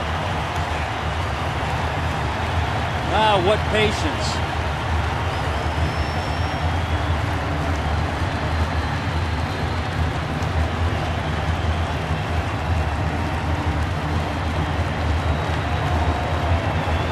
That's how the Marlins have been winning games in the month of May.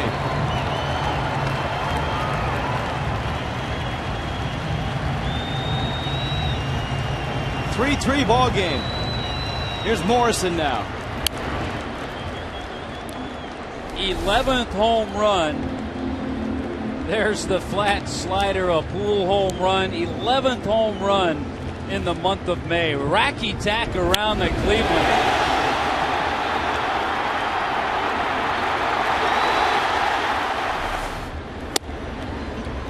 Fastball misses outside, as if they need another reason to party out in the Clevelander.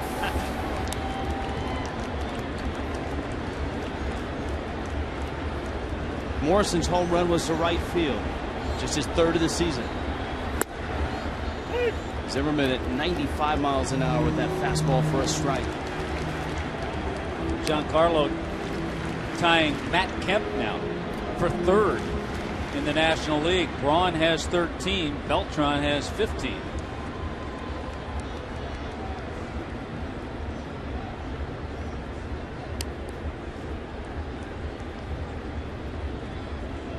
One and two.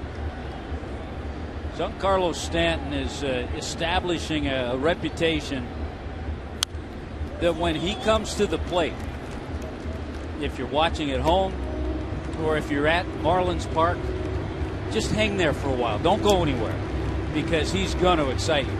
11 home runs in May. And the Marlins and Stanton are not done with the month yet. Here's the 1-2. Morrison drives it into right field. That's a base hit. It's in the gap, and it's going to get to the wall. Morrison's thinking 3. Round second, he'll stop. He thought better of it.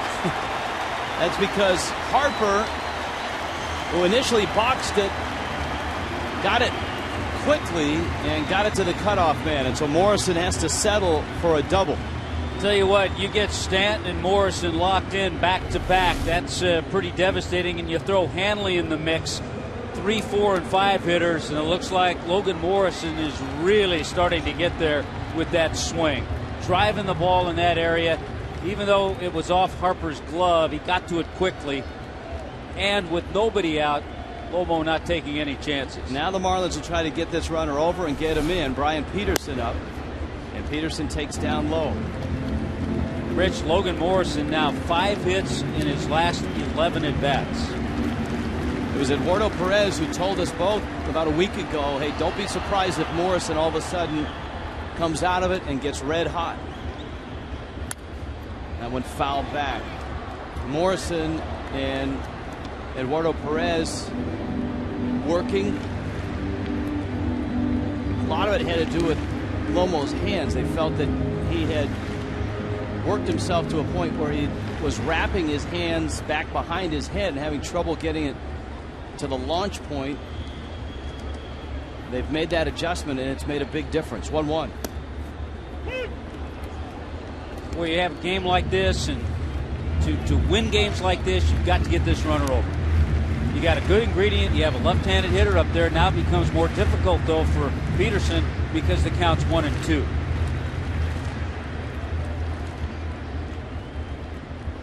Peterson, a left-handed hitter who crowds the plate. And he pulls it foul.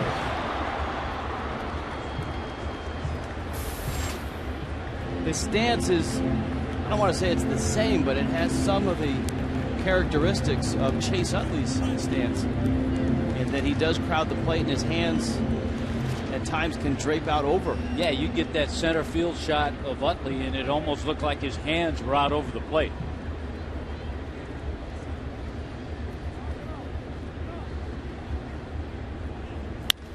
Liner into left, that's a base hit. Morrison to third, he'll stop there. Lombardozzi's throw is cut, and that gets the runner over, and Peterson's now at first. And here comes John Buck. Boy, that's a nice job. With 2 strikes, it's really hard to think pulling a ball. Zimmerman makes a great pitch. Might have been off the plate, but it's borderline, and Petey just goes out, stays with it, lines it into left field. Great hitting. Remember, he lined out to short his last time up. He's had a couple of good at-bats last 2 times. Speed at first, and nobody out. And here is Buck, who came into the ball game 0 for his last 26 with a dozen strikeouts. singled to left in the second, bounced to third in the fourth, and Jordan Zimmermann is going to get a visit from Steve McCatty as the Nationals bullpen is up and starting to work.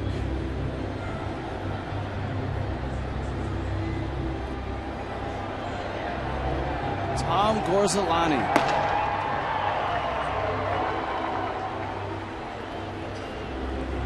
Gorzelany, a guy out of that bullpen for Davey Johnson that can give him multiple innings.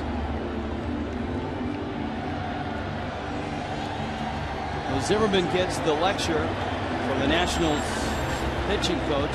You think about it, Rich, with Gorzelany down there, Detweiler now there, and Sean Burnett, that gives the Nationals 3 left-handers in that bullpen. One question would be if Detweiler is available today. He is not, from what I've been told. So Buck stands in. And we'll see if all the work that Buck has been putting in pays off here. His swings have looked better today, for sure. Breaking ball, strike. Buck didn't like the call. And he steps out of the box. Yeah, we have a Memorial Day wave. Crowd really into this game. This is great.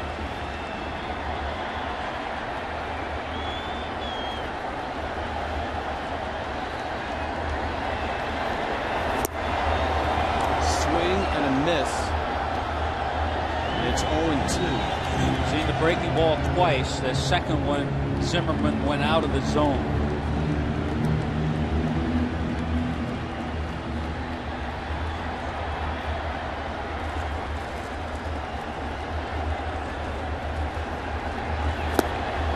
Got him. Buck strikes out. So down goes Buck. Here comes Coghlan. Now on Memorial Day across baseball at 3 o'clock. Every game will be stopped for a moment of remembrance. And we're 3 minutes away here in Miami.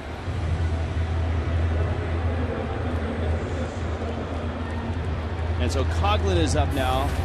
And Jordan Zimmermann is thinking ground ball. He's thinking double play that can get him out of this inning. Coghlan obviously thinking he can try to lift it. You've got Zambrano on deck.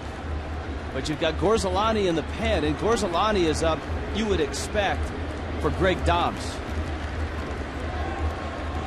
If the Marlins were to pinch hit Dobbs for Zambrano. And not that you can't rule out a squeeze here. A little tougher with a left-handed bat. It gives the catcher a much better look at the runner at third. And I think right now Ozzie will put his faith in Chris Coghlan to get a ball that he can drive to get Logan Morrison in from third. Long look at Joe Espada. Morrison's double followed the 2-run homer by Stanton. Peterson singled. They're at the corners with 1 out.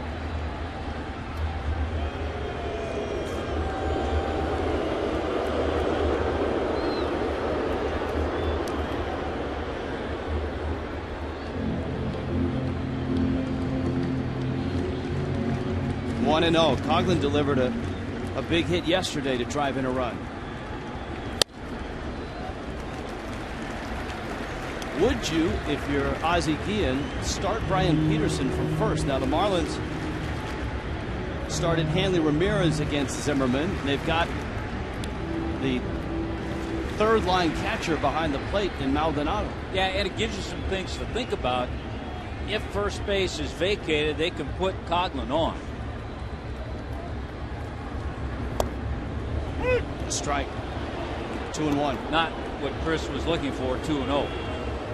And then that kind of sets things in motion with Zambrano up. Okay, if you pinch hit Dobbs, then they probably bring in Gorzelany. So you figure out all those things down the road if, in fact, Peterson takes off and steals second.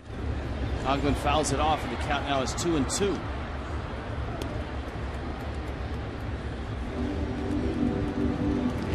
More likely with 2 strikes now, though. Dobbs waiting in the Marlins dugout. Coghlan reached on an error and struck out against Jordan Zimmermann. And a throw to first. The Nationals thinking right along with us, wondering if Peterson will be on the move. 2-2. Good ball game here to open up this 3-game series.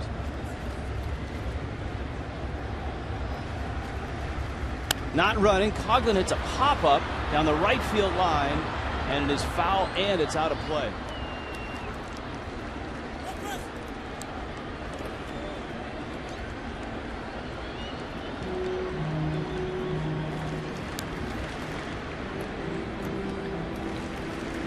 Think about the outfield here. Tremendous arms in center and right field. Lombardozzi, he can play infield and outfield just so-so. 2-2. Coghlan a liner to left. Morrison will tag. Lombardozzi has it. Here comes Lomo. Here comes the throw. He is safe.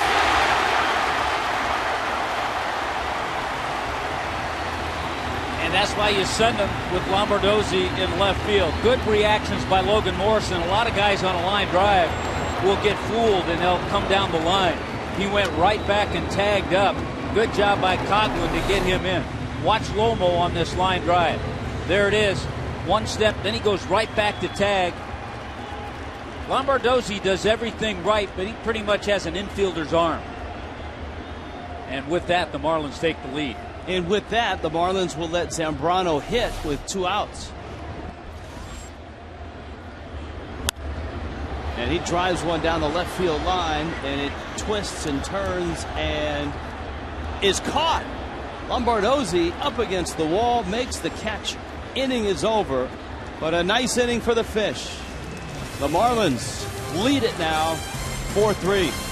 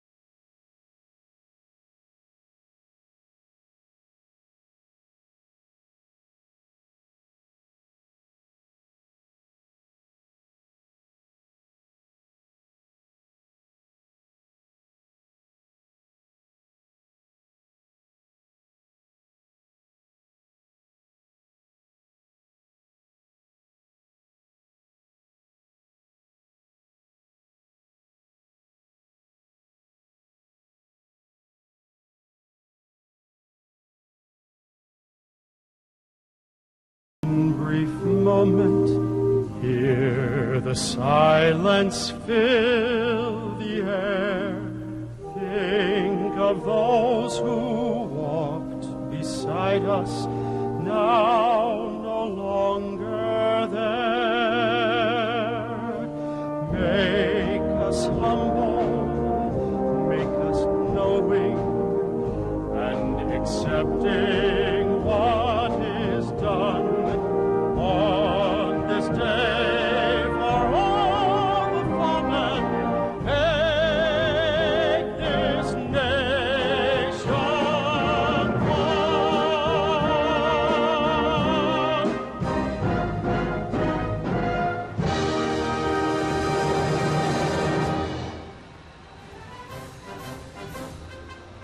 In Miami, our sincerest tip of the cap to all of those that have given the ultimate sacrifice in defending this country here on Memorial Day in Miami. A long moment of silence was observed while we were gone.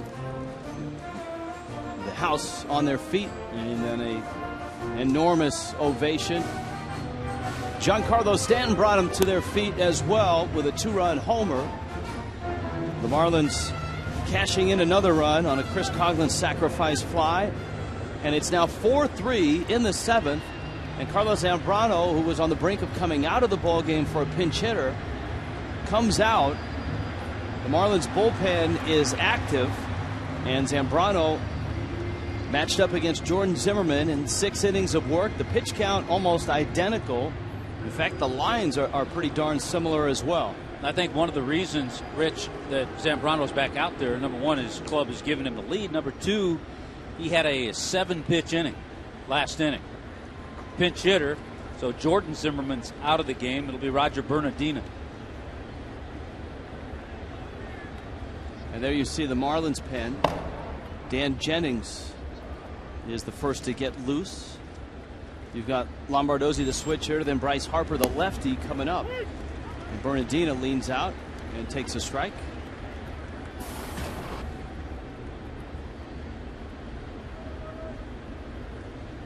Bernardina has a couple of homers this year. And Zambrano misses away. Kind of a guy over the years, last few years, he's got spot starts. He made a terrific play a couple of years ago against the Marlins in D.C. Shortens the bunt. And he takes a strike. Out of Curacao. He's the longest tenured national. Signed with the Expos in 2001.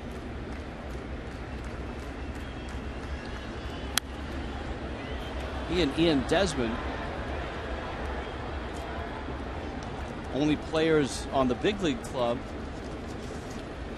to have been signed and drafted prior to the Expos moving to D.C.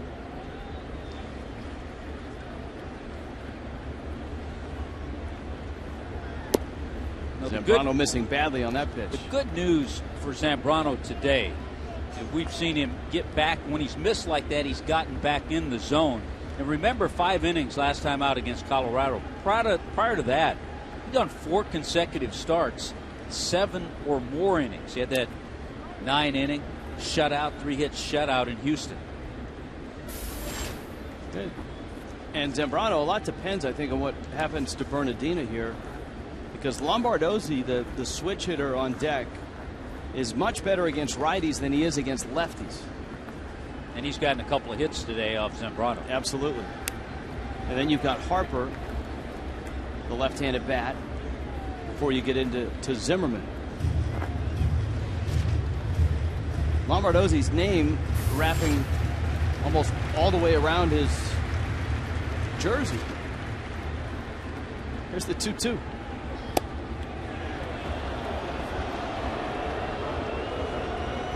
Kind of reminds me of when I played with Billy Grabarkowitz.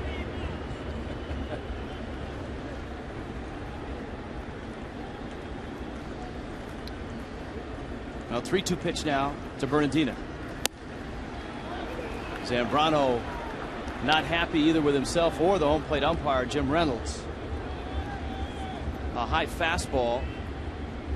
Ozzie Guillen looking at the matchups. And Bernardina has speed. He's stolen 4 or 5.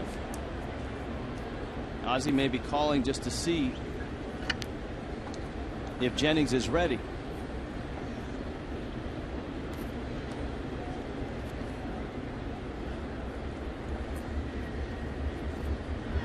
Yes. He went after it. That's a strike. It's 0-1. I'm with you, though. I think right here, if Z gets Lombardozzi, it'll be his last hitter. Ozzie will go to the bullpen and try to match up against Harper.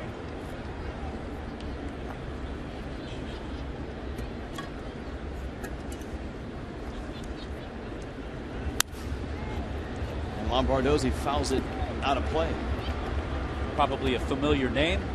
His father, Steve, senior, played 6 years in the big leagues. Played on that World Championship team in Minnesota in 1987.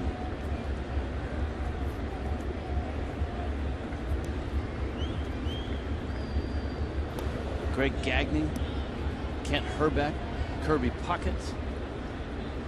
Lombardozzi.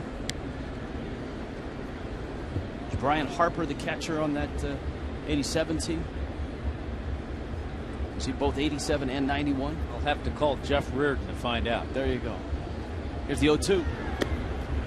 Good time. Dan Gladden.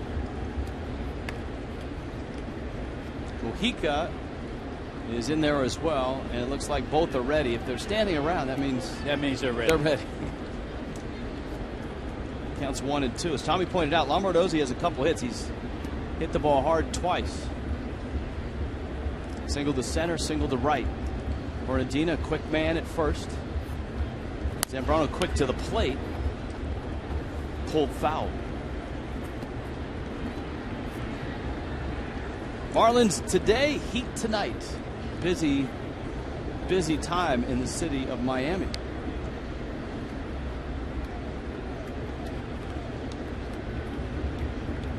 Marlins and Nationals tomorrow night and Wednesday night before the Fish head to Philly for the weekend.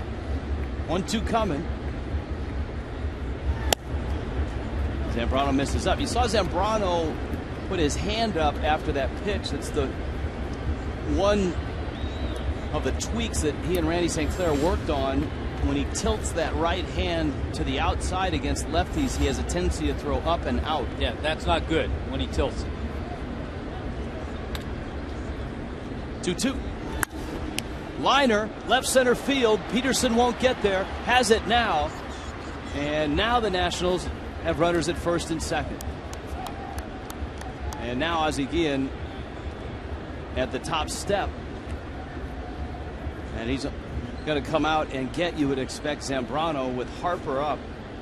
And here he comes. Boy, the peskiness of Lombardozzi today. Third hit of the day.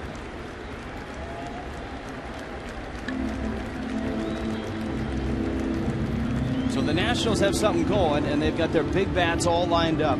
Harper, Zimmerman, and Adam LaRoche with runners first and second and nobody out. Zambrano exits. 4-3 Marlins on top. There's nobody out here in the top of the 7th. And we'll be back after this.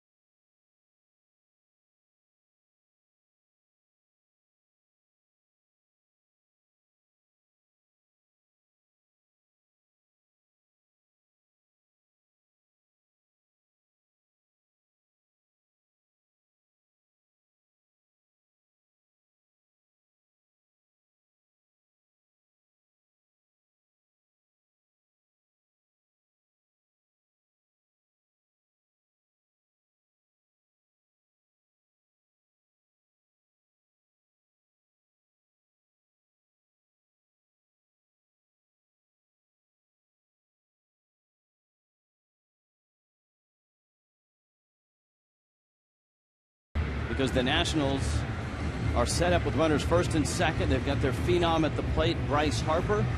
And then they've got Ryan Zimmerman right behind him. An interesting choice for Davey Johnson. Dan Jennings the other night came in a big spot and ended up getting his first big league win.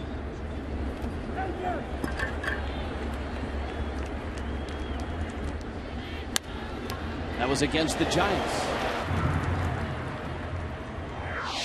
And so here he is facing Bryce Harper.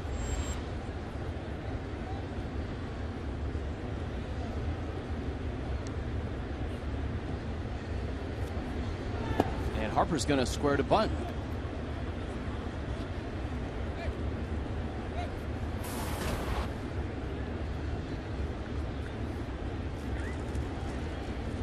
See Jennings' numbers in AAA. He's 25 out of the University of Nebraska.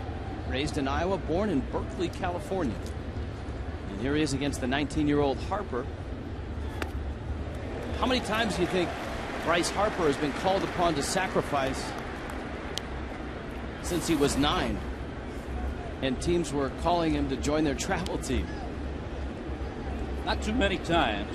Certainly not at Southern Nevada. He's also hitting .333 against lefties in his brief stay here.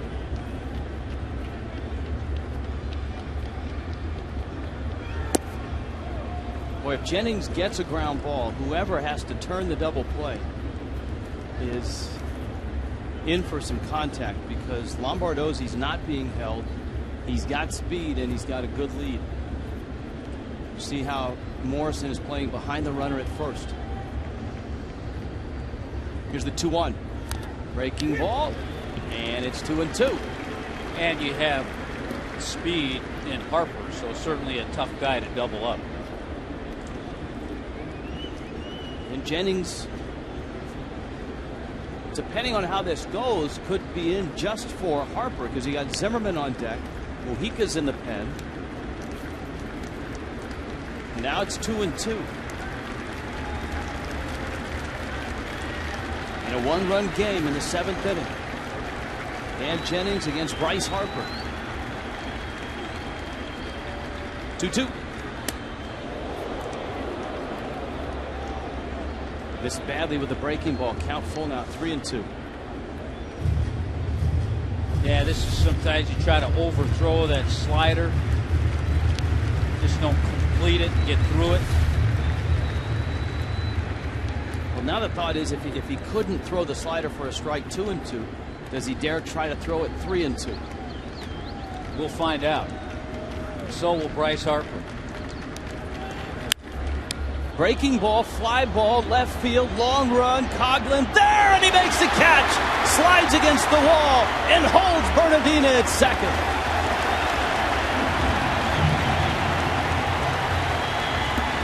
Wow! Boy, the last inning, Chris Coghlan has certainly had an impact on this game. A great at bat, a sac fly to bring in the go-ahead run, and they're going a long way as this ball slices away from him, sliding. Watch how quickly after he slides he pops up, because he knows Bernardina's at second base. Yeah, Dan Jennings liked it too. And as we expected, Dan Jennings in for just one guy, and he threw the breaking ball again, Tommy, on 3-2. So Jennings exits after getting the out and getting a lot of help from Chris Coghlan. Edward Mujica in to face Ryan Zimmerman. Still first and second. Now there's one out.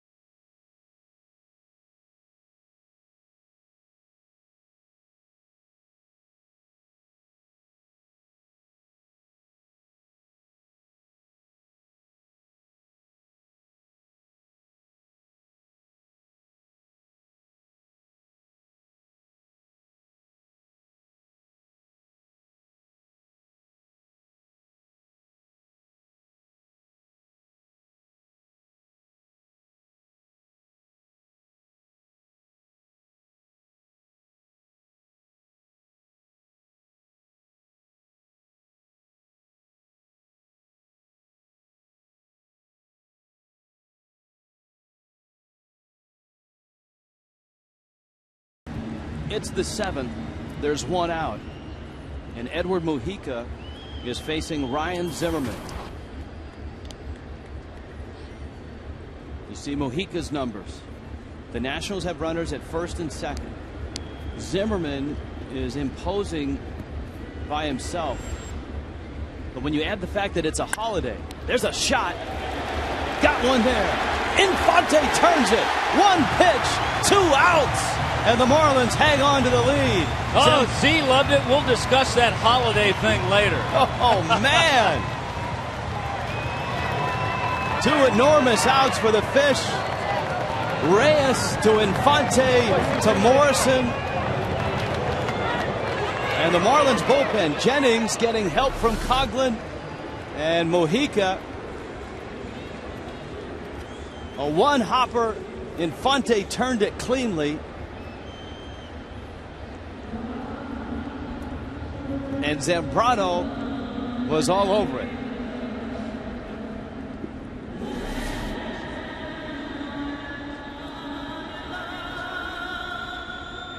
Stand beside her and guide her through the night with the light from above, from the mountain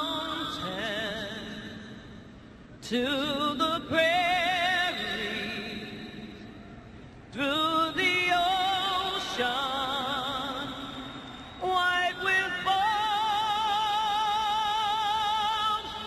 God bless America, my home, sweet home.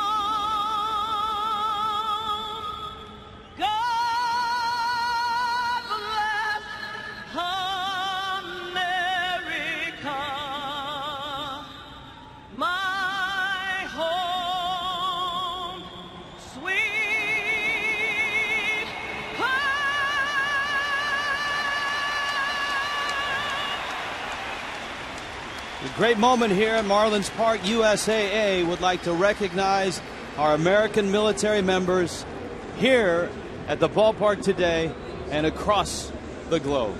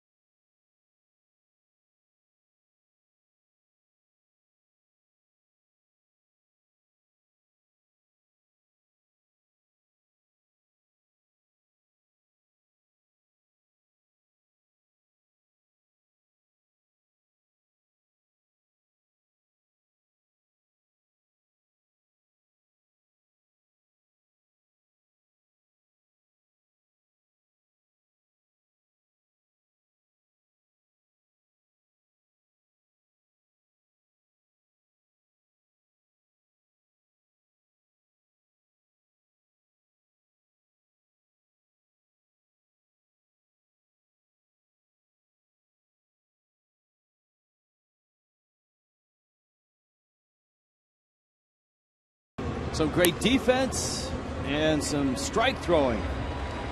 Dan Jennings in relief. Got the fly ball out, and Edward Mujica threw all of one pitch to get the double play. You know what? Sometimes they hit it out. Sometimes they pop it up. Sometimes they hit a 6-4-3 double play. Zimmerman actually got a pretty good pitch to hit, but once it got into the hands of Reyes, over to Infante. 1 pitch, 2 big outs. And the Nationals now will bring Henry Rodriguez in. As you pointed out, Rodriguez kind of the deposed closer of the Nationals, and so now he's working in spots like this. Well, he can throw 96 to 100. He can throw a nasty slider, but he can also get the Carlos Marmol disease and have trouble getting it over. Here's the 1-0 pitch. I did not know that they had named something an affliction after the Cubs closer, who actually just came off the disabled list today. Reyes, Infante, and Hanley Ramirez. I think it's more of an affliction than a disease, but it will get you demoted in a bullpen, which is why it's created problems for Davey Johnson. Because remember when we were in Washington, they talked about not wanting to use Tyler Clippard as the closer because he loved him in that setup role. Now he's had to use Clippard a little bit closing games. Here's the 1-2. There's a tapper. Of course, Drew Storen, the closer, elbow surgery. The good news for the Nationals was it wasn't Tommy John surgery. He had some loose bodies in the elbow, and they're hopeful that Storen is back sometime this year. Whereas the Marlins found out last year, the combination of Clippard and Storen very, very good in the 8th and 9th inning. Reyes, emergency swing, pops one out into shallow center field, falls for a base hit, big turn, headed for second, Ankiel's throw, he's safe. Great job by Jose Reyes, and a slight hesitation from Rick Ankiel, and that's what allowed him to get to second base. The Nationals have seen their youngster Bryce Harper do that a couple of times. Watch the little bit of hesitation from Ankiel. Right there. Then once he sees Reyes on the move, it's a little late and a great slide. Even the strong arm of Ankiel couldn't get it there in time. So the emergency swing turns into a hustle double. That's a thing of beauty. And here's Infante, and he takes outside against the hard-throwing Rodriguez. 97 on that fastball.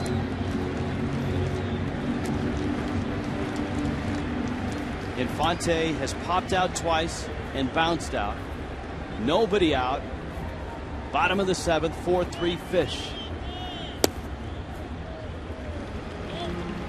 Marlins saw Rodriguez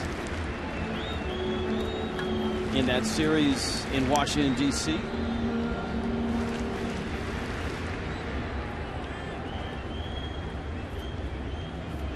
Rodriguez saved the Friday game. That was the Zambrano start against Ross Detweiler. He was actually acquired from Oakland. He signed with Oakland in 03, along with Corey Brown, when Josh Willingham went to the A's.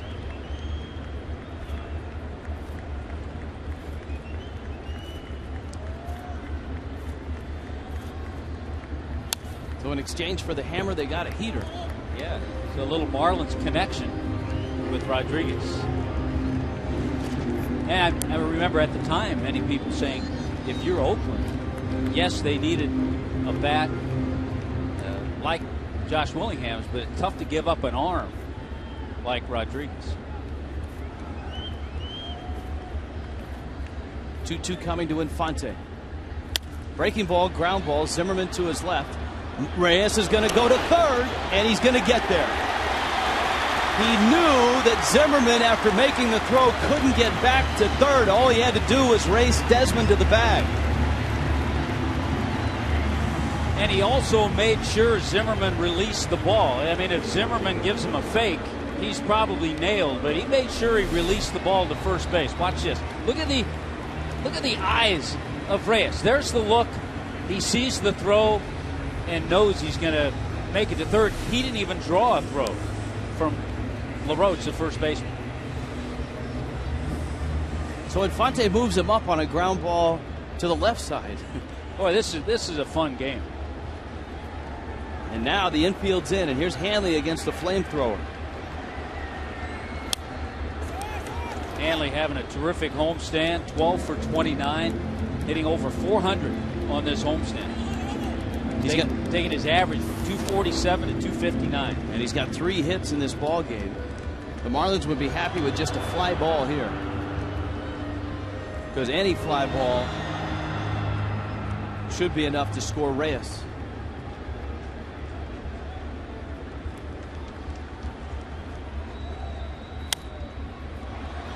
Hot down the right field line, and it's out of play. And now the count's 0-2.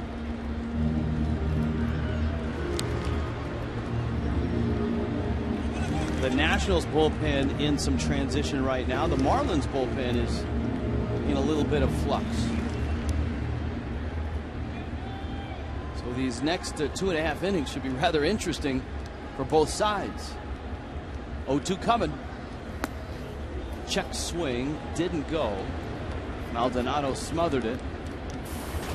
And it's 1-2. And I remember the conversation that we had in Washington when Rodriguez was working, the fact that he couldn't throw his slider for a strike, but his fastball was so overpowering that even guys that were sitting on the fastball had trouble with it. In his case, it's almost like he just needs to command one of them. He threw him a breaking ball on 0-2. 1-2. He buries that one, and so the trend continues. See, when you bury it that badly, though, you're not going to fool most hitters. You have to bury it just off the plate. See, his misses have been well off the plate.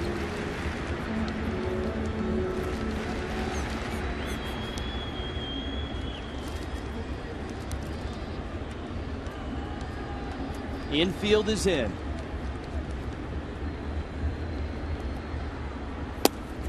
Fastball misses low and inside.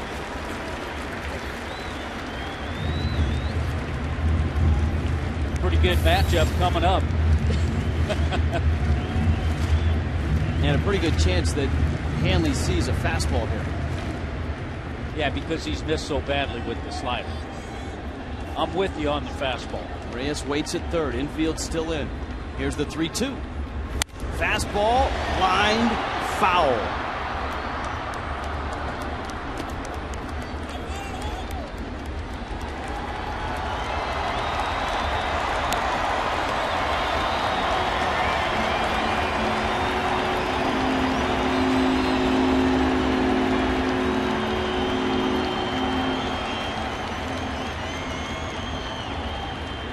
Hanley ready, Rodriguez ready.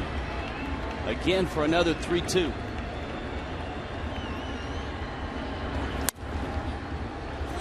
Flips that one foul and out of play. If you're Maldonado, the catcher, and Rodriguez out there, you see Hanley barely getting around on fastballs.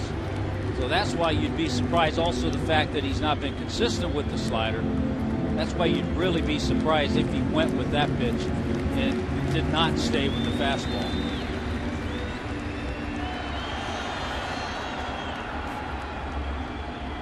Let's see if he throws another one on another 3-2 pitch. Breaking ball. Hanley hits it in the air to center field. Now that's not too deep. Ankiel has a great arm. Here comes Reyes, and Ankiel can't get it out of his glove. That is a Reyes run right there. Wow, two little mishandles by Rick Ankiel, extremely important in this inning. The one that allowed Reyes to get the hustle double, and then you know he had in his sights a strong throw to the plate. You're right, one of the strongest arms in the outfield in the National League. But watch as he tries to pick it out of the glove. Doesn't get it, and as soon as he doesn't get it right away, he knows he has no play. So there's the man responsible. Even though Hanley got him in, Reyes, yeah. I mean, that's a Reyes run. A blooper to center that he turns into a hustle double. He takes third on the ground ball to Zimmerman at third, and then scores on a sac fly. Now Stanton, who has a 2-run homer in the ball game, his 12th of the season, his 11th this month. And the 1-0. Fastball, fly ball, right field. Harper is there, and he makes the catch. But the Marlins add an insurance run and take a 5-3 lead to the 8th.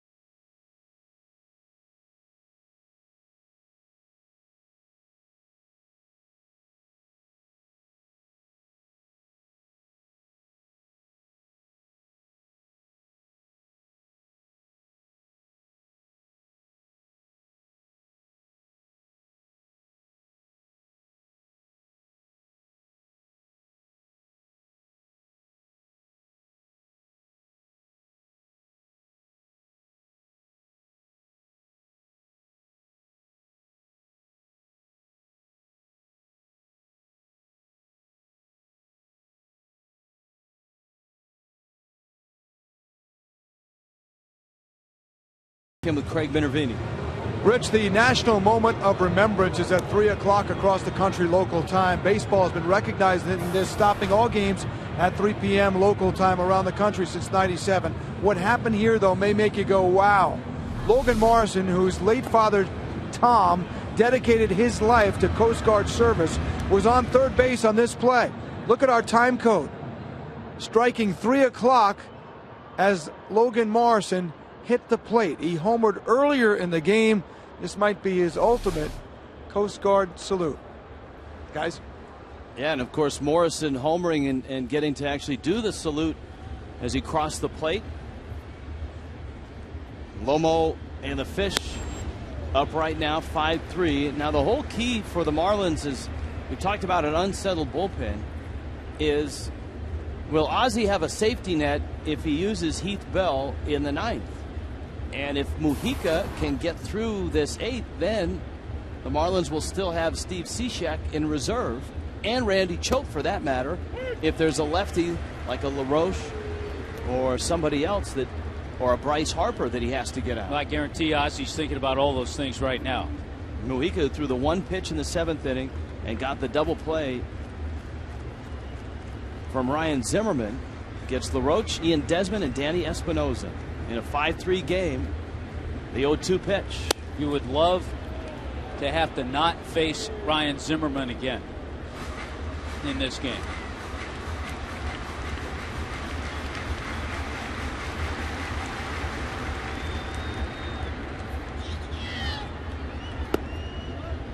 Mujica misses, and it's 2 balls and 2 strikes.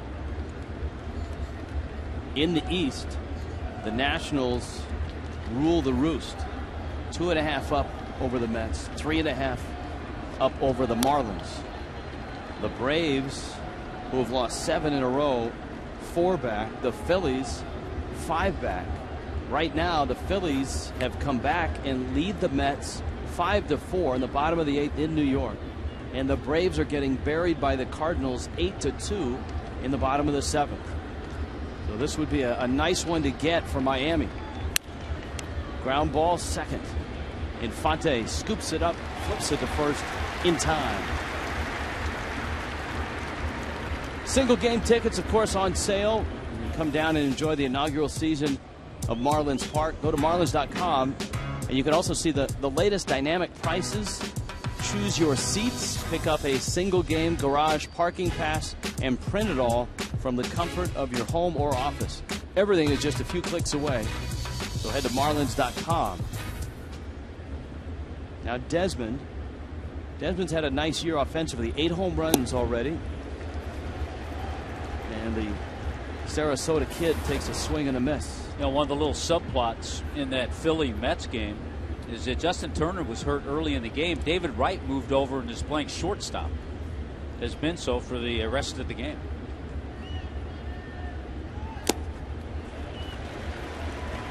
In the Marlins bullpen right now, Heath Bell and Reed Cornelius, and I'm sure what they're talking about is, all right, who might you face and what's the scouting report on each guy? And that includes pinch hitters as well. Yeah, the scouting reports are held by Reed Cornelius out there. Pitchers want to touch base with him. Because the starting pitcher sits down with the catcher before each game and they go through the lineup. There's a pitchers meeting before every series to go over everybody. But when you get down to the nitty-gritty in the 9th inning, you want a little more specifics on each hitter. 0-2 coming. I don't think he checked it. He did not. He swung. I didn't think he did either.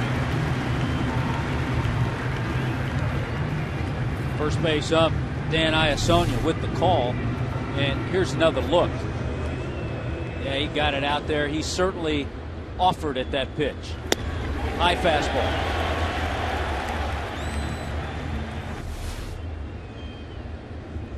Espinoza now, who is 0 for 3.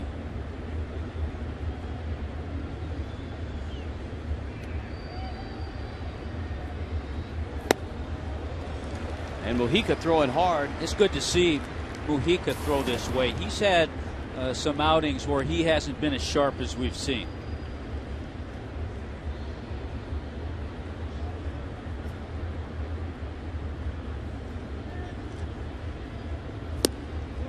Oh, 1. There's that split change. Boy, the bottom falls out of that pitch. Nissan leaders of the game. Espinoza, 57 punch-outs. He struck out back in the 2nd inning. Nobody on. 0-2 coming. That's always been the issue for Espinoza. Lots of strikeouts last year, but 21 home runs. A very good glove, a guy that can play shortstop as well as second.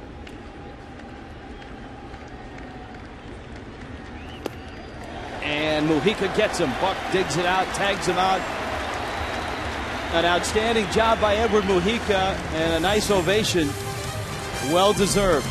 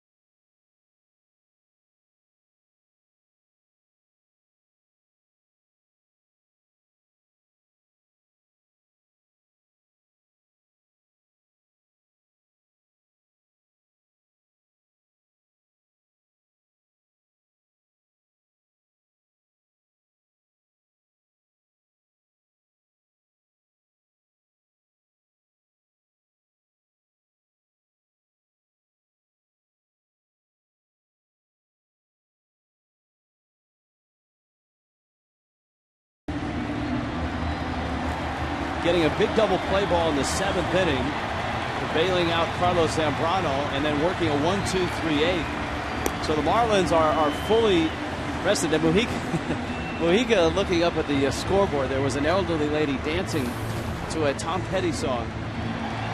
She's back. Ryan Perry comes in out of the bullpen.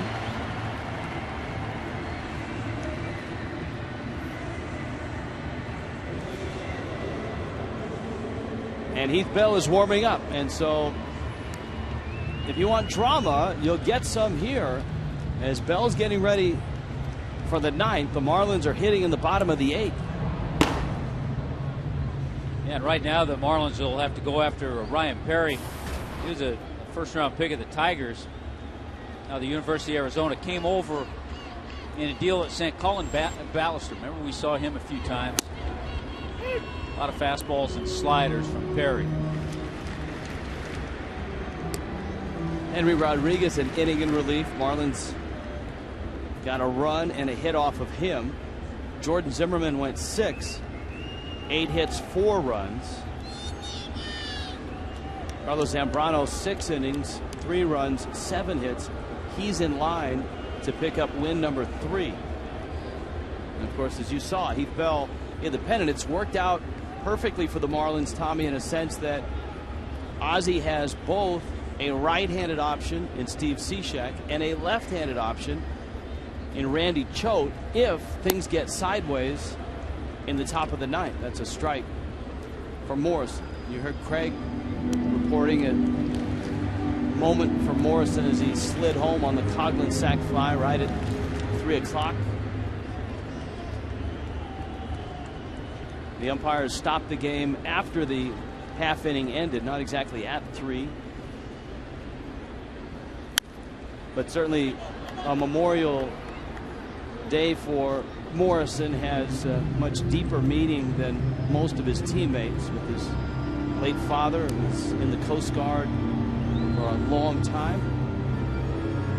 And Morrison able to do that Coast Guard salute with a home run in the 4th. 0-2 pitch. Off the end of the bat, Lombardozzi started back, now comes in and makes the catch. This is game 1 of what is a 3-game series. Tomorrow night is game 2. And look at the starting pitchers. Brought to you by Chevron. Edwin Jackson, Anibal Sanchez. Sanchez with a nice ERA, a 2-3 record. Edwin Jackson doesn't have a great record, but he's been a nice addition to the Nationals rotation. An innings eater. Good experience. Second half of the season last year, joined the Cardinals and helped them in their World Series run.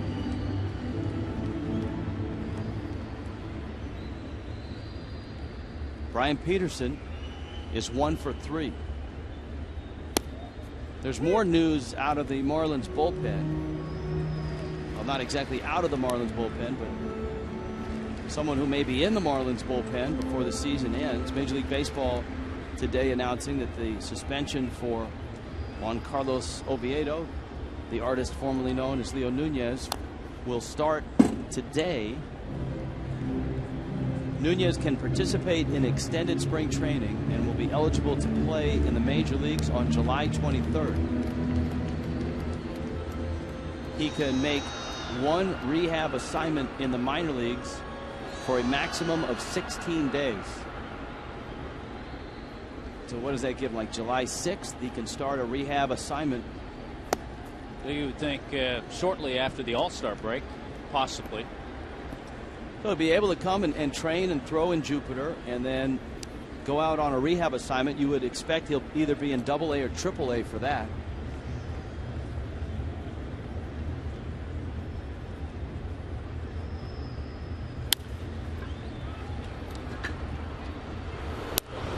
Peterson's ground ball gobbled up by Desmond, and he throws him out. There's 2 outs here in the 8th, and up comes John Buck.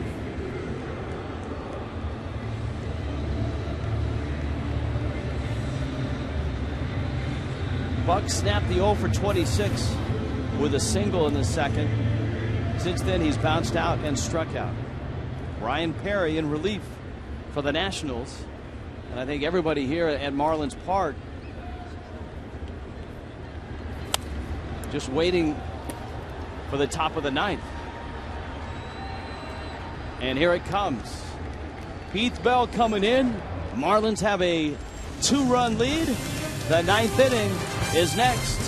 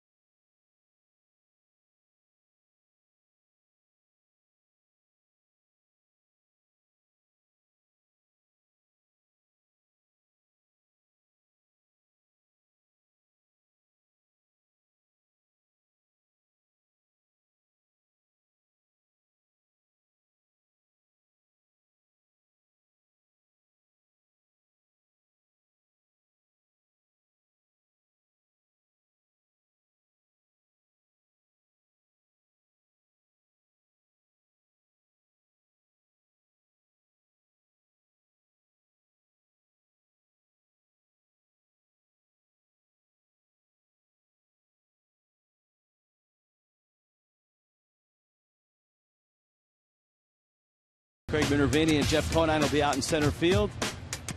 Just a few of the things they'll look at. Lomo salutes on Memorial Day. A Reyes run. Marlins got one of those. And a National League East update with the Braves getting beat.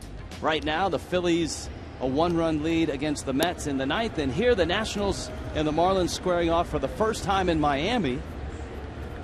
And Miami has a 5-3 lead. And here is Heath Bell. His last 2 save opportunities did not go well, both times against the Giants. Ozzie Guillen had to come out and relieve him of his duties. For the Marlins, the good news was Randy Choate and Steve Cishek were able to save the game, and the Marlins won those ball games. And in front of a crowd of 31,528. Strap in, and here we go. Rick Ankiel, first to face Bell, and a breaking ball that misses down low. Ankiel, a base hit back in the fourth. Carlos Maldonado is on deck. Davey Johnson has some pinch hitters he can call on as well. Bell misses up, and it's 2-0. When you know that the crowd is going to get restless, and the key for Heath Bell, we've seen this when he's knee high with that fastball, when he's able to command and get that breaking ball over, he's had success, and that's right where he has to keep that fastball. There are times you elevate it. If you get 2 strikes, get ahead, and you want a hitter to chase a high fastball.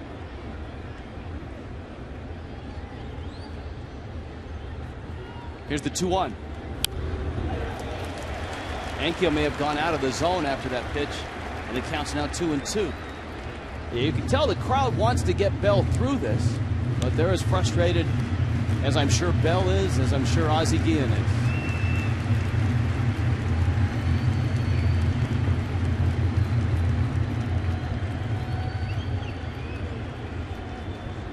Ankiel ready. And here's Bell with the 2-2. Breaking ball. Did he go? No swing. Jim Joyce making his first appearance on the show. Down at third base. Yeah, he was able to just check it.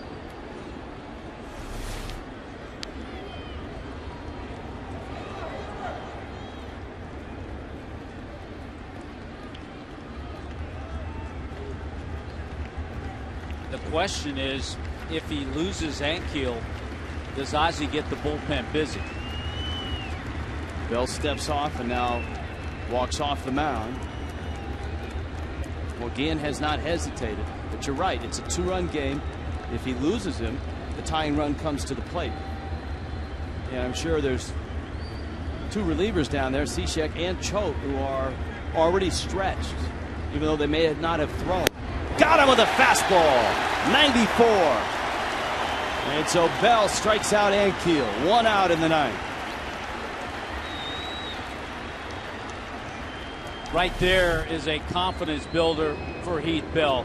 Good fastball. See, with a guy like Ankiel with 2 strikes, you can elevate when you have a little something on it, a little something extra, which Bell had on that one. You get a sense that with Carlos Maldonado stepping in, that the hamstring tweak that Jesus Flores has might prevent him from catching in this game, because you would expect the Nationals to pinch hit for Maldonado.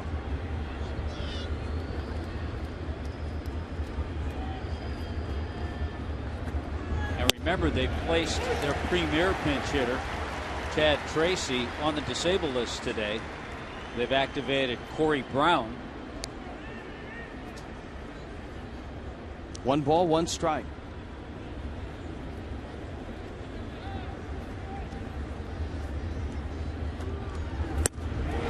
And Bell throwing hard and throwing strikes. It's 1-2.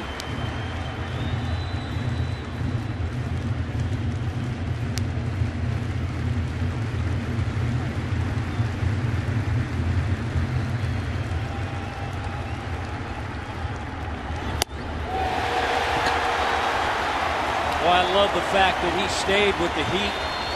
He saw that Maldonado was not catching up to anything. And he did not want to throw him a breaking ball, something maybe his bat could have caught up to.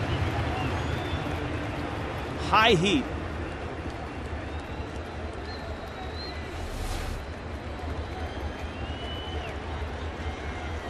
Pitch 2 on that Fox track, covered by pitch 3. And here is Corey Brown.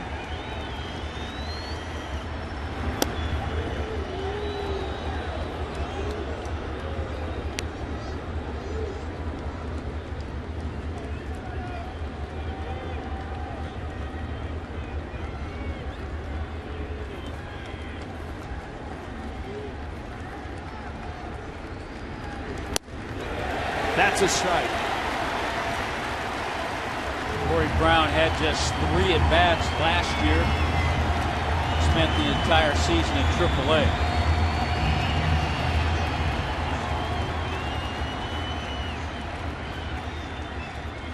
Ball and a strike. Bell trying to close it. And he misses up with a fastball.